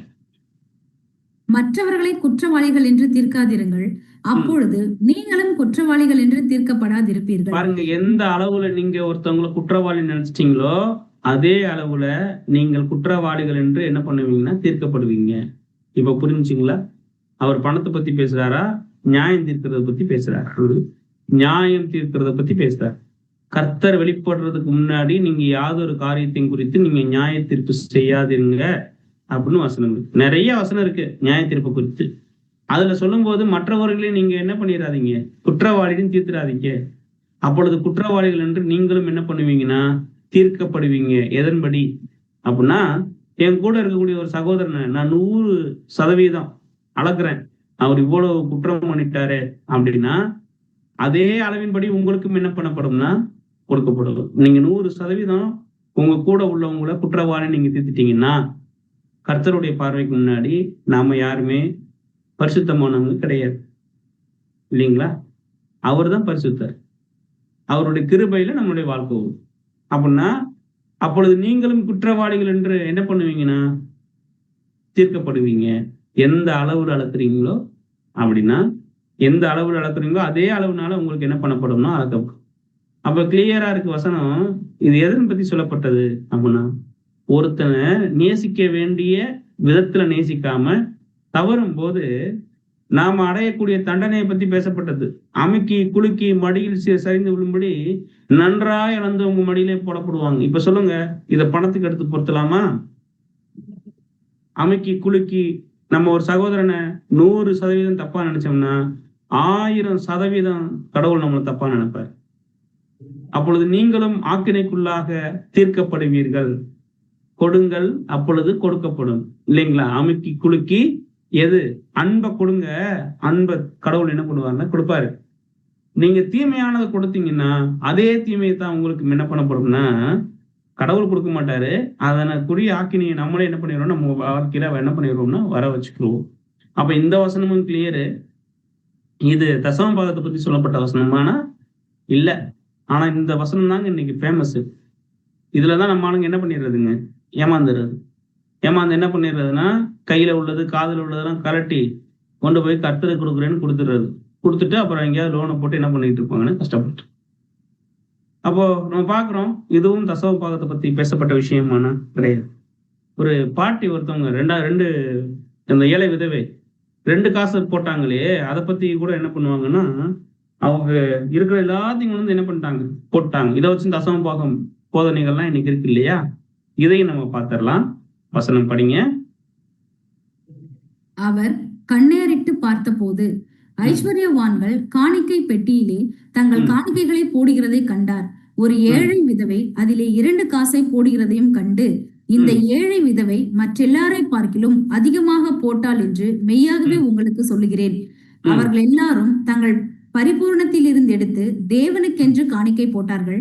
இவளோ தன் வறுமையில் இருந்து தன் ஜீவனத்துக்கு உண்டாயிருந்ததெல்லாம் போட்டுவிட்டாள் என்றார். பாருங்க, இங்க ஆண்டவராக இயேசு கிறிஸ்து அங்க ஆலயத்துக்குள்ள இருக்கும்போது அந்த காணிக்கை பெட்டியில எல்லாரும் காணிக்கை போட்டாங்க. ஐஸ்வர்யவான்களும் காணிக்கை போட்டாங்க. இந்த ஏழை விதவையும் என்ன பண்ணாங்கன்னா போட்டாங்க. இந்த ஏழை விதவை மற்ற எல்லாரையும் பார்க்கிலும் அதிகமாக போட்டாள் என்று மெய்யாகவே உங்களுக்கு சொல்கிறேன். அவர் எல்லாரும் தங்களுடைய பரிபூரணத்திலிருந்து எடுத்து போட்டாங்க.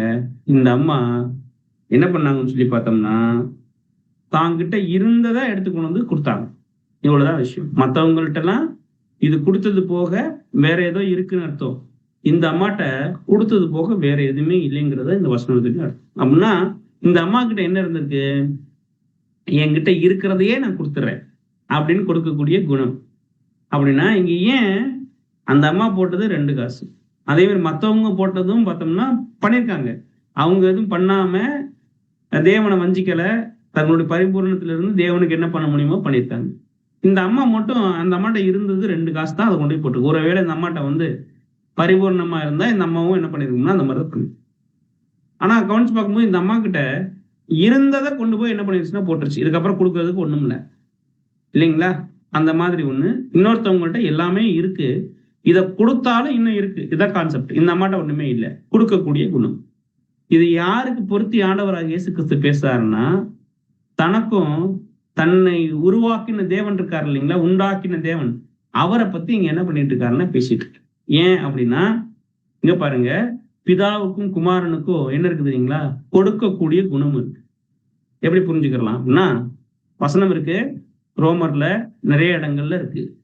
நாம சத்துருக்களா இருக்கையில நம்ம மேல வச்ச அன்புனால அவர்கிட்ட இருந்த ஒரே ஒரு சோர்ஸ் யாருன்னு சொல்லி பார்த்தோம்னா ஆண்டவராக இயேசு கிறிஸ்து நமக்காக கொடுத்தாருல, கொடுத்துட்டாரு.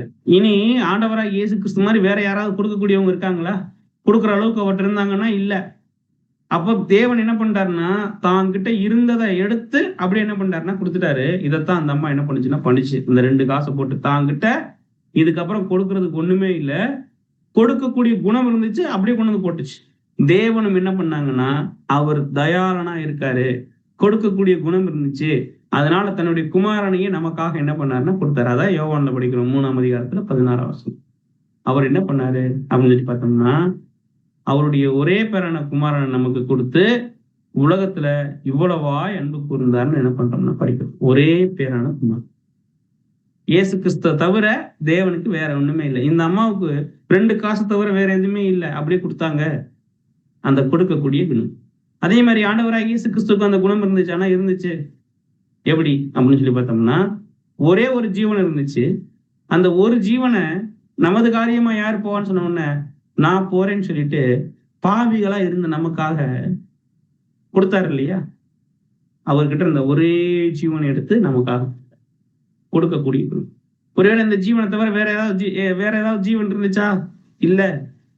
ஆனா எந்த ஒரு பிரதிபலனும் எதிர்பார்க்காம நாளைக்கு இல்ல இந்த ஜீவனை வச்சு வேற ஒண்ணு பண்ணணும் அப்படின்னுங்கிற எந்த ஒரு எதிர்பார்ப்பும் இல்லாம அவரையே நமக்காக அவரையே கொடுத்தாரு இல்லையா? நமக்காக அவரையே தேவன் கொடுத்தாரு இல்லையா? இதை அடையாளப்படுத்துறது தாங்க அந்த 2 காசு. இதை என்ன பண்ணிடுறாங்க நம்ம ஆளுங்க, தேவனுடைய கொடுக்கக்கூடிய குணத்தை பேசக்கூடிய அந்த ஒரு வசனத்தை எடுத்து தசம பாகத்துக்கு இன்னைக்கு என்ன பண்ணிடுறாங்க, இருந்ததெல்லாம் கொடுத்தா அப்படின்னா நம்ம ஆளுங்க என்ன பண்ணிடுறதுங்க, அடுத்த வேலைக்கு சாப்பாடுக்கு இருக்கோ இல்லையோ கொண்டு போய் என்ன பண்ணிடுறது, தசம பாகத்தை கொடுத்து அங்க வசனம் சொல்லுது இல்லை பிரதர் அப்படின்னு என்ன பண்ணிடுறதுன்னா முடிச்சிடுறது. ஆனா வசனம் அந்த அர்த்தத்துல இல்ல. நம்மகிட்ட எல்லாத்தையும் எடுத்துதான் கர்த்தர் வந்து நம்மளை ஆசீர்வதிக்கணும்னா அந்த மாதிரி பெத்த அப்பா அம்மா நம்ம கூட செய்ய மாட்டோமுங்க. நம்ம பிள்ளை எல்லாத்தையும் அவன் வந்து என்ன பண்ணிடணும், கொடுத்துட்டு அவனுக்குன்னு எதுவுமே இருக்கக்கூடாது. அந்த மாதிரி எதிர்பார்த்து நம்ம செய்யக்கூடிய அப்பா அம்மா யாராவது இருக்கோமா? எதுவுமே கிடையாது. பைபிள் கிளியரா அட்ரஸ் பண்ணுது, பொல்லாதவர்களாகி நீங்களே உங்களுடைய பிள்ளைகளுக்கு நல்ல ஈவை கொடுக்க அறிந்திருக்கும் போது உங்கள் பரமபிதா. தேவன் எவ்வளவு பெரியவர், அவர் பணம் கொடுத்தாதான் நம்மளை ஆசீர்வதிப்பாருங்கிற ஒரு கான்செப்ட் எவ்வளவு மோசமானதுங்க இல்லையா? So clear. இந்த வசனமும் தசம பாகத்தை பத்தி என்ன பண்றது இல்லைன்னா பேசுறது இல்லை. ஏன்னா கிறிஸ்து நமக்காக என்ன பண்றாருன்னா அவரே கொடுத்துட்டார். வசனம் படிச்சுங்க சிஸ்டர். கிறிஸ்து நமக்காக தம்மை தேவனுக்கு சுகந்த வாசனையான காணிக்கையாகவும் பலியாகவும் ஒப்பு கொடுத்து நம்மில் அன்பு கூர்ந்தது போல நீங்களும் அன்பிலே நடந்து கொள்ளுங்கள். பாருங்க, கிறிஸ்து நமக்காக தம்மை தேவனுக்கு என்ன பண்றாருன்னா காணிக்கையா செலுத்திட்டாரு. அதான் பாக்குறோம். ஒரே ஜீவன் நமக்காக என்ன பண்றாருன்னா கொடுத்தாரு. அவரும் ஒரே குமாரன் நமக்காக என்ன பண்றாருன்னு அப்புறம் இது கிளியர். இதுவும் தசம பாகத்தை பத்தி பேசுறது இல்லை. அப்புறம் சில பேர் சொல்லுவாங்க ஆபிரகாம் தசம பாகம் என்ன பண்ணாருன்னா கொடுத்தாரு. சரி, ஆபிரகாம் எதுல தசம பாகம் கொடுத்தார் அப்படிங்கிறத கேட்டா திருன்னு முடிப்பாங்க. அவர் எதுல தசம பாகம் கொடுத்தாரு? கொள்ளையாடிட்டு வந்த பொருள் தசம பாகம் யார் கொடுத்தாருன்னா அன்னைக்கு இருந்து அந்த மெல்கிசேதேக்கு கொடுத்தாரு. ஒருவேளை நீங்க கொள்ளையடிச்சு கொண்டு வந்து தசம பாகம் கொடுக்க முடியுமா? ஆபிரகாம் தசம பாகம் கொடுத்தாருன்னா நீங்களும் கொள்ளையடிச்சு கொண்டு வந்து கொடுத்தா வாய்ப்பு இருக்கா அப்படின்னா இல்ல. ஆபிரகாம் விருத்த சேதனம் பண்ணாரு, நீங்களும் விருத்த சேதனம் பண்ணுவீங்களா அப்படின்னா அதுவும் இல்லை. அப்போ இதெல்லாம் இன்னைக்கு என்ன பண்ணிடுறாங்கன்னா அங்கங்க எடுத்து பிட்டா எடுத்து வசனம் இந்த மாதிரி காட்டிடுறது. ஆபிரகாம் தசம பாகம் கொடுத்தான், அதனாலே அவன் ஆசீர்வதிக்கப்பட்டான் அப்படிலாம் என்ன பண்ணுவாங்கன்னா சொல்லுவாங்க. கொள்ளையடிச்சிட்டு வந்த பொருள்ல அப்ப இதனுடைய அர்த்தங்கள்லாம் வேற. இன்னைக்கு என்ன பண்ணிடுறாங்கன்னா தவறா புரிஞ்சுக்கிறாங்க இல்லைங்களா? அப்புறம் ஒருவேளை நீங்க தசம பாகம் கொடுக்கலன்னா அனனியா சப்பீரால் மாதிரி என்ன பண்ணிடுவீங்க? சபிக்கப்பட்டுருவீங்கன்னு சொல்றாங்க. சரி, அனனியா சப்பீரால் தசம பாகமா கொடுத்தாங்க, தசம பாகம் கொடுக்கலைன்னா செத்தாங்க அப்படின்னா வசனத்தை சரியா புரிஞ்சுக்கிறது. அதாவது அந்த வசனம் நீங்க படிச்சு பாத்தீங்கன்னா கிளியரா இருக்கும். 5ஆம் அதிகாரத்துல இதை விற்கிறதுக்கு முன்னாடி கொண்டாந்து கொடுக்கறதுக்கு முன்னாடி உன்னுடையதா இருக்கலையா அப்படின்னா அவருடையதுதான். அவர் சொல்லியிருக்கலாம் பேதர்கிட்ட வந்து எனக்குன்னு கொஞ்சம் எடுத்து வச்சுட்டேன், மிச்சம் தான் இருக்கு அப்படின்னு சொல்லிட்டு கொடுத்துக்கலாம். ஆனா என்ன பண்ணிட்டாங்கன்னு சொல்லி பார்த்தோம்னா எல்லாத்தையும் கொண்டு வந்து நாங்க தேவனுக்கே கொடுக்குறோம்னு பொய் சொல்லிட்டாங்க. பொய் சொன்னத அந்த கால சபையில தேவன் ஏற்கல. ஏன் அப்படின்னு சொல்லி பார்த்தோம்னா நமக்கு தெரியும் அது ஆதி அப்போஸ்தலர்கள் இருந்த காலம். அந்த காலத்துல என்ன உள்ள வர விடலைன்னா பொய்யான விஷயங்களை சபைக்குள்ள வரல விடல.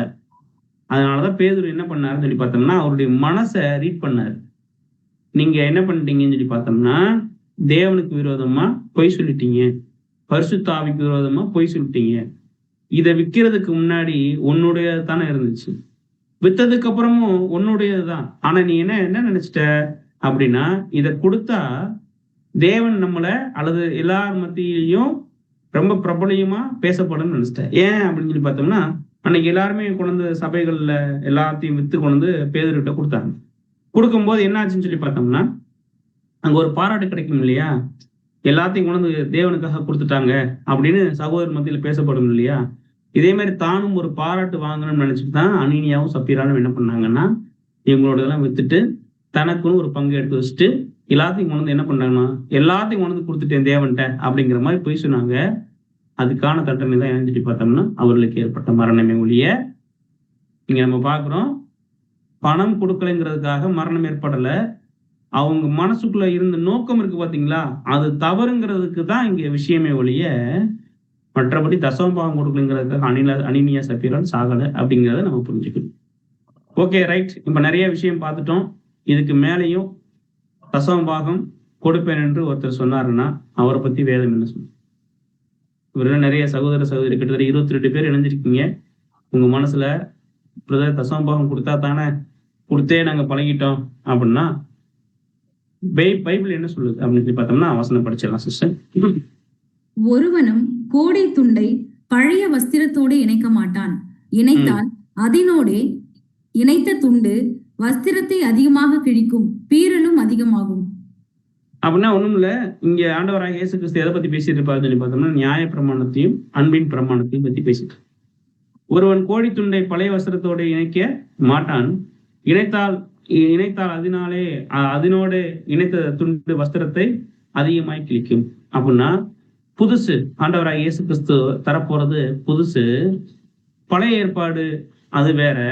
அதோட இது பண்ணீங்கன்னா புதுசையும் என்ன பண்ணிடும்னா அங்க வேஸ்ட் ஆகிடும்.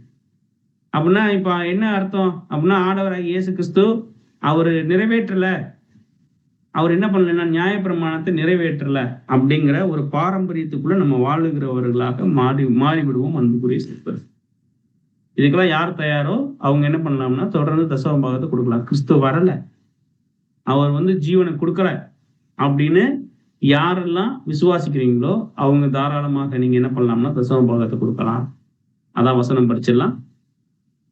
நீங்கள் போதித்த உங்கள் பாரம்பரியத்தினால் தேவ வசனத்தை அவமாக்குகிறீர்கள், இது போலவே நீங்களும் மற்றும் அநேக காரியங்களையும் செய்கிறீர்கள் என்று சொன்னான். பாருங்க, நீங்க பாரம்பரியத்தினாலே நீங்கள் அதாவது போதித்த போதனை இருக்கு பாத்தீங்களா, இப்போ இந்த பாடம் தெரிஞ்சுக்கிற வரைக்கும் தெரியல, நம்ம பண்ணியிருப்போம், பிரச்சனையே இல்லை, ஏன்னா வசனம் இருக்கு. அறியாமை உள்ள காலங்களிலே தேவன் காணாதவரை போல இருந்தார் இல்லைங்களா? இப்ப தெரிஞ்சுக்கிட்டோம் தேவனுடைய சித்தத்தை. தெரிஞ்சும் நம்ம தசம பாகம் கொடுத்தோம்னா இல்லைங்க, நம்ம யாரை மறுதளிக்கிறோம்னா கிறிஸ்துவ மறுதளிக்கிறோம். அப்போ ஒருவேளை கேள்வி வரலாம், பிரதர் நாங்க கொடுத்து கொடுத்து பழகிட்ட கை இது என்ன பண்ணலாம்னா தசம பாகம் கொடுக்காதுங்க. தேவன் என்ன எதிர்பார்க்கிறாரோ அதை கொடு. நாம கொடுக்க வேண்டிய தசம பாகம்னு ஒண்ணு இருக்கு. அது எது அப்படின்னா 10ல் 1 பாகமா அப்படின்னா அது இல்ல. கிறிஸ்துவை போல வசனம் படிச்சிருங்க சிஸ்டர். கிறிஸ்து நமக்காக தம்மை தேவனுக்கு சுகந்த வாசனையான காணிக்கையாகவும் பலியாகவும் ஒப்பு கொடுத்து நம்மில் அன்பு கூர்ந்தது போல நீங்களும் அன்பிலே நடந்து கொள்ளுங்கள். பாருங்க, நம்ம பாக்குறோம் கிறிஸ்து நமக்காக தம்மை தேவனுக்கு சுகந்த காணிக்கையாகவும் பலியாகவும் ஒப்பு கொடுத்தது போல நம்மில் அன்பு கூர்ந்தது போல நீங்களும் அன்பிலே என்ன பண்ணுங்கன்னு நடந்து கொள்ளுங்க. அப்படின்னா என்ன சொல்ல வருது வசனம்? கிறிஸ்து மாதிரி நம்மளையே தேவனுக்கு என்ன பண்ணணும்? தத்தம் பண்ணணும். அதுதான் நம்ம கொடுக்க வேண்டிய தசம பாகம் இல்லைங்க, அதோட பெருசு. ஏதோ அப்போஸ்தலனாகிய பவுல் சொல்லும்போது நீங்க தசம பாகம்னா கொடுக்காதீங்க, வேற ஒண்ணு தேவன் இந்த காலத்துல எதிர்பார்க்கிறார், அதை கொடுங்க. காலத்தை அறிஞ்சு அதன்படி பைபிள் என்ன சொல்லுதோ அதன்படி வாழணும். அதனாலதான் நமக்கு படிக்கும் போதே காலங்களை மையமா வச்சு படிக்கிறது பாடம் நம்ம எடுத்துக்கோம் இல்லைங்களா? 1ஆம் உலகம், 2ஆம் உலகம், 3ஆம் உலகம். இந்த 2ஆம் உலகத்துல தேவனுடைய பிள்ளைகள்கிட்ட என்ன எதிர்பார்க்கிறார் அதைதான் செய்யணும். இல்ல பிரதர் நான் தசம பாகம் தான் கொடுப்பேன்னா ஆடு மாடு எல்லாத்தையும் கூட்டிட்டு நம்ம விருத்து சேதம் தான் பண்ணணும் இல்லைங்களா? அப்ப அது இல்ல, காலத்தை மையமா வச்சு படிக்கிறதுனா நமக்கு தெரியும் தற்காலத்துல தேவன் என்ன எதிர்பார்க்கிறார் தேவனுடைய பிள்ளைகள்கிட்ட. அதான் அப்போஸ்தலனாகிய பவுல் சொல்லும் போது படிச்சிருங்க.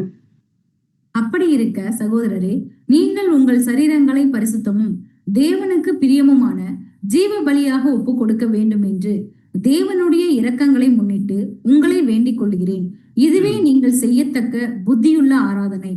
பாருங்க, உங்கள் சரீரங்களை பரிசுத்தமும் தேவனுக்கு பிரியமான ஜீவ பலியாக ஒப்பு கொடுக்க வேண்டும் என்று தேவனுடைய இரக்கங்களை முன்னிட்டு உங்களை நான் என்ன பண்ணிக்கிறேன்னா வேண்டிக் கொள்கிறேன். அப்போ ஒண்ணு கிளியர் என்னன்னா, நம்ம என்ன பண்ணணும்னா நம்மளையே ஜீவ பலியா கொடுக்கணும் கிறிஸ்து மாதிரி இல்லைங்களா? இப்ப ஜீவ பலியா கொடுக்கறதுனா என்ன அப்படிங்கறத நம்ம இங்க பாக்குறோம். பணம் கொடுக்கறது பெருசா அல்லது ஜீவனையே கொடுக்கறது பெருசா?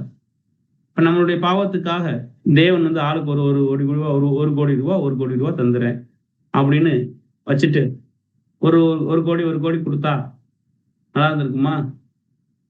ஆனா அவருடைய குமாரனுடைய ஜீவனை நமக்காக கொடுத்தாருல்ல, அதான் பாக்குறோம் ஜீவ பலி. அதே மாதிரிதான் நம்மளுடைய தேவன் என்ன பண்றாருன்னு எதிர்பார்க்கிறார், ஜீவ பலி எதிர்பார்க்கிறார். அப்படின்னா இந்த நம்ம வாழக்கூடிய சுவாசம், நம்மளுடைய சரீரம், நம்மளுடைய மனசு, இது எல்லாமே எதனோட அடங்கியிருக்குன்னா ஜீவன். ஒரு மனிதன் ஜீவனா இருக்கான். இந்த ஜீவனை வச்சு தேவனுக்கு உயிருள்ள பலிகளை செலுத்தணும். பழைய ஏற்பாட்டுல இறந்த ஒரு மிருகத்தை அடிச்சு பலி செலுத்துவாங்க. மிருகம் இறந்ததுக்கு அப்புறம் செலுத்தக்கூடியது பலி. ஆனா புதிய ஏற்பாட்டுல நம்ம தேவனுக்காக என்னத்தை கொடுப்போம் அப்படின்னு நீங்க ஒரு முடிவுக்கு வந்தீங்கன்னா ஜீவனை கொடுத்துடணும். ஜீவனை எப்படி கொடுக்கணும்னா உயிரோட தேவனுக்கு என்ன பண்ணணும்னா பலி செலுத்திட்டே வரணும். உயிரோட எப்படி பலி செலுத்துறது அதான் பாக்குறோம். ஒரு மனிதன் எதில் சூழப்பட்டிருக்கான்னு சொல்லி பார்த்தோம்னா நேரம், அவனுடைய திறமை, அவன்கிட்ட இருக்கக்கூடிய செல்வம், அவனால கண்டிப்பா கீழ்ப்படிதல் என்ன பண்ண முடியும்னா காண்பிக்க முடியும். வேலை எல்லாமே தேவனுக்காக இன்னைக்கு நம்மளை என்ன பண்றதுன்னா தப்பு செய்யுது.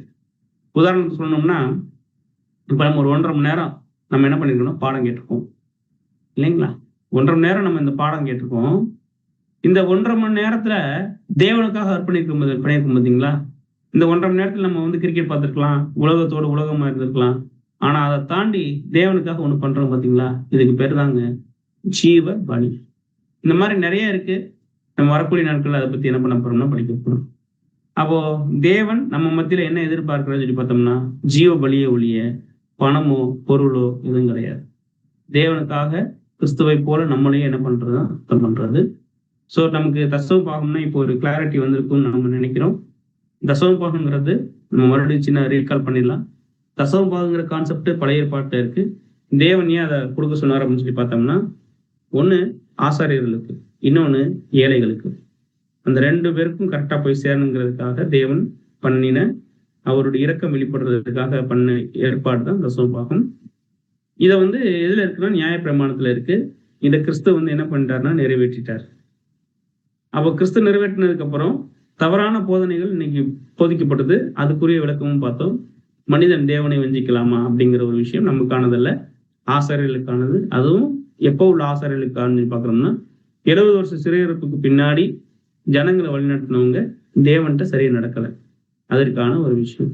அப்ப இயேசு கிறிஸ்து தசம பாகம் கொடுத்தாருன்னா கொடுக்க சொன்னாரு. ஆனா எப்ப சொல்லி பார்த்தோம்னா அவருடைய மரணத்துக்கு முன்னாடி. மரணத்துல நியாயப்பிரமாணத்தை நிறைவேற்றுறதுனால அது என்ன ஆகாதுன்னு செல்லுபடி ஆகுது. அப்போஸ்தலர்கள் எங்கேயாவது தசம பாகம் கொடுக்க சொன்னாங்கன்னா சொன்ன மாதிரி வசனம் இருக்கு. ஆனா தசம பாகம் கிடையாது, தர்ம பணம்.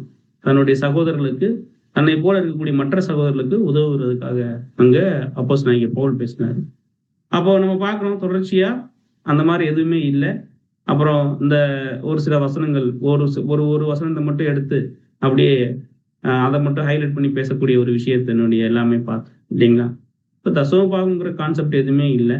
இப்போ நம்மகிட்ட என்ன தேவன் எதிர்பார்க்கிறாருன்னா பணமோ பொருளோ இல்லை, நம்மளையே அவருக்கு என்ன பண்ணணும்னா கொடுக்கணும். அதனாலதான் நீதிமொழிகள் ஒரு வசனம் முடிக்கும், மகனே மகளே உன்னுடைய இருதயத்தை எனக்கு தார். இதைத்தான் கர்த்தர் என்ன பண்றாருன்னு எதிர்பார்க்கிறார்.